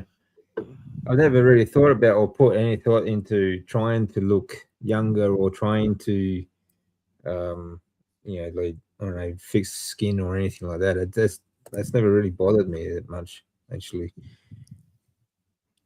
I guess some people are just obsessed with trying to look young, aren't they? That's true. I don't care. But ironically, I don't look that much different than I did 20, 30 years ago. Yeah, I know. Like, I've seen those photos that you put up. Sometimes it's like not much has changed, really. It's like, That's what one of my friends always says. Well, that's the one thing about Rick. He never changes. He knows me since high school. He said that he looked the same in high school. He's just a little skinnier and a little shorter. yeah, this is funny. Cynthia says, like, what I hate is that fancy scale puts me 7 years older than what I am. It's bad enough that it gives me bad news about my weight, but then it bashes me with added years. Yeah, I think you want to throw those scales away, Cynthia. My scale has a Yeah. little thing you slide on it. Yeah. Yeah, I remember those ones, that the old slide scale, yeah. And Yep, you like balance the weight out the top, and it's yeah, that's what I use. yeah. They're I've more been accurate. I've been weighing 195 to 200 pounds for the last 30 something years since I was 25. My weight Yeah, doesn't it's change. amazing. I have clothes that I wore in college I can still wear. They fit exactly the same. Yeah. Oh, and that's the whole goal, isn't it? It's like you don't want to keep buying bigger pants every 6 months or so, because you need to sort of adjust The only your, time I buy clothes is when they wear out. That's it. yeah. Scale numbers are going down. It's just so slow. Yeah. It can, well, but Cynthia, think about it like this. I mean, it's really how your clothes fit you. Like Rick's just saying there, like it's really, it doesn't, the scale numbers don't matter at all. It doesn't matter how much you weigh. What matters is how your clothes fit you. Mm-hmm. And it can be a slow process, but your composition is changing. Your bone density is changing, especially if you're going carnivore. Bone density changes, your muscle density changes, your fat ratio percentage, and so on. So honestly, I don't worry about scales. Okay. Good news is that I've gained over 5 pounds of lean muscle, good, and bones over the last year. There you go. Mm-hmm. See, nice Yeah. job. I know with me, it's sleep, drinks, and biggest stress. I eat good, put up the intake, but money and just not hungry don't help. Yeah, yeah. I mean, it's getting harder too with money. The way things are going at the moment, but it makes it difficult for you to eat the right amount of food, and so it's kind of difficult to increase your appetite too, depending on how much activity you're doing as well. Oh, that's easy for me. Yeah. Well, you're always moving too, aren't you? That's true. If I have the meat, I'll eat it. I don't have any control when it comes to eating. Yeah. Yeah. I've recently increased my activity a bit, so I've noticed that my appetite's gone up. See? Yeah, so it really does make a big difference. Yeah, added muscle doesn't help me with the tricep dips, though. Yeah, well, it depends on where you put the muscle on. You know, if you got heavier legs, for Mm-hmm. example, it's going to make the dips a lot harder, especially for women because they don't generally have the bigger shoulders and triceps to for Mm-hmm. the dips. So Right. mm, mm, LDDS. Yeah, Hmm. it's getting hard to get beef fat here now. Yeah, everyone's pre-ordering it. So sad. Yeah, that's yeah here too. It's like it's been getting very difficult to find beef fat, and but you know, again, just you don't have to really go out of your way to get fatty meat though. Like I like chuck steak, for example. It's kind of like the poor man's um, ribeye. You know, very Mm-hmm. fatty piece of meat, and it's usually fairly cheap compared to other Mm-hmm. meats. Um, or lamb is still cheap in Australia, cheaper Hmm. than beef anyway. Um, but yeah, like fat on its own is kind of difficult to find recently. Like I make my own tallow, so but Mm-hmm. suet's good for that. You know, suet's very Mm-hmm. cheap, and Yeah. that's actually fairly common and very easy to make tallow as well. Right. So yeah. So what do you got on for the weekend, man? You got another epic live coming up tomorrow? Yeah, tomorrow morning is live. And then after live, there's supposed to be some kind of, I don't know, they're selling meat over there at the shopping center. I may check out that after my live. And then I need to work on my truck. The rain seems to have stopped. So I guess over the weekend, I got to try to finish doing what I'm doing with that engine. I'm going to go ahead and change the head gaskets on the other engine. I got the whole gasket set over there. So I might as well do it because the other engine had rust in it. I figured if I'm Yeah. going to be swapping the engine, I might as well do it the right way. Yeah, exactly. Yeah. Yeah, you don't want to have to pull it out again and rebuild it later on. So That's it. I'd rather mm, do it all at once, clean yeah, everything up, and then, yeah, because if I do everything right, I may get another 300,000 miles out of that truck or more. yeah, yeah, that's right. Yeah, I mean, obviously, if you maintain once it's fresh rebuild, there's no reason why it Hmm. shouldn't last that long. That's So right. Yeah, mm, because I'm not going to buy a new one. I would never. The new trucks to me, I don't like them. First of all, I think they're ugly. They're too big and boxy. They don't have any chrome anymore, just cheap plastic and, garbage. And then they have these stupid they're the interiors. soy boys. They're the soy boys of the truck world. I guess so. See, I like Yeah. my truck with a good old bench seat and, Mm, maybe a column shifter. And see, I like the bench seat because I can go in the passenger door and slide over if I'm next to the yeah, road. That I stupid love the old console. bench seat. Yeah, Yeah, I don't know what the console is for, honestly. I would never use it. I and the other thing too, all the modern cars have a cup holder. I used to joke with people. Antique cars had ashtrays. Modern cars have cup holders. So I guess yeah, nowadays people eat in their car, which I never do. So I don't see the sense of having a console with those little cup holders in it. Sure, I cook in the truck, but I don't yeah, eat in the truck. I cook on the engine, then I stop somewhere, and I'll usually eat under a tree or something like that. I'm not going to eat yeah. inside. Much cooler. Yeah, exactly. Mm, But yeah, I don't know. I mean, I guess, like you said, I'm just old fashioned. I think that trucks should be used for work and not for show. I don't see the soy boy thing. I don't know. The soy, oh, what do they call them? The hipsters. That's another one. It's so frustrating. They had their hair like in a yeah. little, Pulled up in a bun. yeah, that thing. And Yeah. I thought to myself, why would you do that? I don't know. I don't get it. Yeah. I mean, yeah. I mean, if you want it out of your face, just don't grow it that long. That's It's right. That's, easy, I- you pretty know, easy fix. Yeah. Rather than there's something wrong with the like a man spends more time in the bathroom and using the mirror than his girlfriend does. that's right. Fixing Assuming his they hair. have a girlfriend. Yeah, well, yeah. Either way. Yeah. So Josephine wants to know what time it is over there, mate. It's about 6 minutes after, 5 minutes after 9 p.m. Oh, okay. Oh my gosh, been seeing some nice old cars around here lately. Beautiful. Yeah. I like cars that have I mean I like steel cars for ones. I mean like or even just metal cars, aluminium's great too. Not so much into the plastic stuff. They sort of look like toys. Mm-hmm. But yeah, stuff.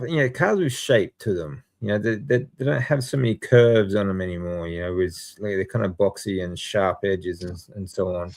I like the Mm-hmm. old curves. Curves are good. Yeah. The Well, that 30s and 40s and great cars.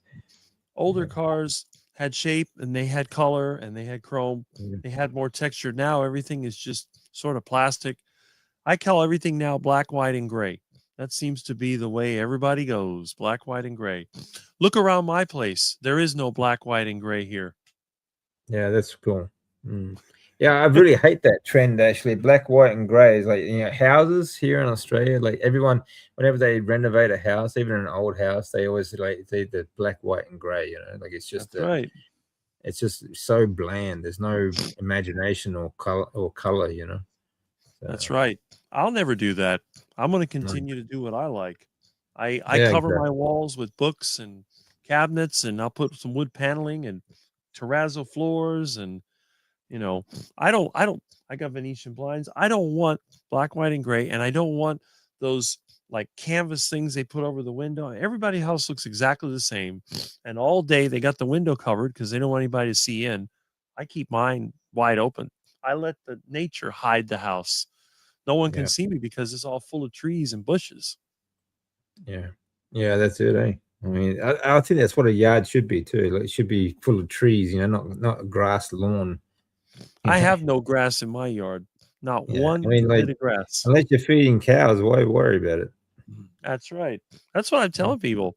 Unless you have a pasture, what do you want grass for? Get some trees in there. Even grow a garden if you want. Get some ducks. If you have mm, ducks, you'll never have grass. You'll just have dirt. That's it. mm. Yeah, but it'd be healthy dirt though. Yeah, Well, yeah, there's plenty of duck poop. My yeah, bananas haven't been doing as well since the ducks have been gone. I'll be glad when they're back. yeah, yeah, for sure. Yeah, they're good little fertilizer. But Ducks just constantly eat and poop. It's just amazing yeah, how much they can put out. If you've ever been mm. around where there's ducks, there's poop everywhere. Oh, absolutely. Yeah, yeah. And I mean, they got a pretty good system. Like they're like kind of like a vacuum cleaner. Like they just keep on eating. It's going in one end and straight out the other end, sort of thing. They're the ultimate like vegans, and even Yeah, ducks are not vegan. They eat bugs, they eat pieces of meat, whatever they can get their little beak on. they like rats too. Actually, like I've They the, they the do. Muscovies. Yeah, like I've because we had a rat problem, but some of the rats that we killed, like I had to fend off the ducks just to stop them from eating them because they love them. Of Yeah, course, no worries. the Mm, ducks are meat eaters. A lot of people don't understand it. Chickens are too. Chickens yeah. will eat Oh chicken. yeah, chickens love them. Mm. Yeah, they'll They eat love anything. rats. Mm, Yep. mm. Birds are not vegetarian. Birds are mini dinosaurs. Yeah, exactly. Yeah, especially birds like that of any sort of real size to them. Hmm. Like parrots. I mean, parrots here. I mean, they eat bugs and stuff still too. It's not just Hmm. seeds. I mean, they're like seeds mostly, but they Yeah. still eat bugs and so on. But yeah, ducks especially, and the chickens. Any Hmm. small rodents, they love them. They'll swallow them down. They won't let go of them either. Once they've got No, them, you won't get it that's off. it. Yeah, yeah. Oh, well, yeah, it's starting to look like a jungle. Every time I try to get out, there it rains. 5 p.m. is cool. Not so sunny now. Uh, Hmm. I still have my dander up over my husband destroying my flower beds and grapevines. He's planning on putting more grass. Stubborn Norwegian, eh? Hmm. Yeah. Yeah, I mean, what's the point? I don't see the point in having grass, honestly. I like growing trees. Like I don't eat fruit, but I still like growing the trees. You know, like they're good to have around. And I but use my other than yard. that, I use my yard as a workshop. I can't have grass out there. I have to have dirt so that after I'm done cutting and welding and junking, I can just scrape it all up, throw down some mulch, and it's back to normal. yeah, yeah, exactly, yeah. And obviously, I mean, the soil there is healthy, so Oh yeah, that's my all that matters. my yard is very healthy. Everything grows very quickly, and it holds Mm, moisture. When it rains, I don't get any puddles. It all soaks in, so it's mm. pretty good. Yeah, that's really good. All my Yeah, I yard mean waste. that's not there. Like it doesn't flood. You know, No, just absorbs the rainwater. That makes a big difference. You know. and my yard is Mm. higher than anybody else's because all the yard waste, all the branches and leaves and everything, I grind Yeah, them up you with have a good lawnmower. topsoil. Yeah. Mm. So it's the sidewalk that was there. The yard in some places is this much higher. It goes Well, up. We had a flood several years ago in a hurricane, and my yard was all above water except for the sidewalk. The sidewalk was underwater. The water came up to my doorstep. The rest of the yard was dry. yeah, yeah, that's really cool. It makes a big difference, doesn't it? Because I mean, when they keep taking topsoil away, and you just get like hard clay underneath, nothing gets in, and it absolutely Runs just off. ruins everything around it. Mm. Well, all that mulch, it's all carbon based compounds, and loose Yeah, carbon holds a lot of water. That's why a lot of times they use charcoal as a filter. It has a yeah, tendency to absorb water. So yeah, I get a lot of rain. It all pretty much goes in the yard and then it stays there and it keeps the trees watered for a while until I have to finally water them. But mm. I don't have to throw anything out. All my leaves and branches and everything they get thrown on the ground, ground up with a lawnmower, and they go right back into the soil. Cool. Yeah, that's all a part of being self-sufficient. You That's right. don't want to have to rely on everyone else to come and help you sort of get through those rains and stuff. That's right. Husband is a small engine mechanic. He thinks that more grass is good for business, as if more mowers would. Oh, okay, come in with more grassy stuff. Yeah, I suppose. Yeah, it's kind of like if you have a good lawn sort of thing. If you're a lawnmower mechanic, for example, then obviously it's kind of like advertising, really, isn't it? Because you want to sell lawnmowers. Oh, traditionally nobody had a lawn. The only people that Well, had that's grass right. were the ones that had animals. Yeah, that's right. Yeah, so the well-to-do. Mm-hmm. So, but if Right. he's a small engine mechanic, maybe they sell chainsaws as well. Yeah, That's true. grow some trees. Yeah, Yeah, it all helps. that's right. Yeah, uh, mm, that's what I'd be doing. I think it's much easier. And it's certainly a lot easier to manage. It's much easier to manage trees. Like you don't have to go out there and cut the grass every week. You know? Right. Yeah, You just have to crazy. trim a few branches now and then. Yeah, Mm, it's easier. And then you don't have to roast in the sun because everything's in the shade. So yeah. if you're working on your car like I am, you don't have to suffer. My neighbors, they can barely wash their car without being roasted by the sun. He wants to use his chainsaw on my smoke tree. Hmm. What? That's crazy. Cut down the tree so you can grow more grass and like tell them to sell chainsaws. Yeah, right. Yeah, grow some trees. Far out, Half of man. my trees are fruit trees anyway. Mango, Yeah, great. avocado. Well, I mean, I've Uh, got a lot of trees here because we're on 7.5 acres. But yeah, I've grown a lot of trees. I've got about 30, bit over 30 different fruit trees growing. But um, yeah, they're good to have. Like the fruit trees have really nice blossoms on them as well when they fruit and stuff like that. So and I you mean, can they're feed the handy to fruit have to your around. animals. Yeah, that's right. I mean, the ducks and the chickens love them. They love all that Hmm. stuff. Yeah. That's right. So, and that's probably the best use for them. So, Mm-hmm. and I think it's just so much easier to manage as well. Like, I mean, there's a heap of grass here too. And you don't want to spend your whole weekend or maybe week going out there and cutting the grass. Right. Yeah. I'd That's rather it. I get don't a have to cow cut. or something. I grew up cutting grass every week, and it was no Yeah. fun. So as soon Mm. as I had the opportunity, I got rid of the lawn. That's it. You're done. Yeah. Gone. Mm. Once the trees got big enough, it was gone. Mm. Okay, I need to do some of David's breathing exercise in order to calm. Yes, good idea. Do some breathing. Breathwork will keep you calm. By the way, I do love the man. Stop annoying. Yeah, fair enough. Yeah, even the people we love can. I mean, sometimes actually the people we love sort of frustrate us the most. It's but that's just the way it goes, I guess. You know, Mm-hmm. especially family. Yeah. Oh well. So, but it's all good. It's all good. So I agree with you, Rick. I mean, there's it's much cooler too if you got a heap of trees around. The ground space is so much cooler than like concrete and pavement and bitumen and all that sort of stuff. So My electric bill went down as well. yeah, yeah. Well, it keeps your house cooler too, doesn't it? Because you just Mm-hmm. like all your trees are pretty much surrounded your house. Yeah, Mm-hmm. that's My really electric good. bill went under $100. Wow, that's really good. Yeah. Yeah.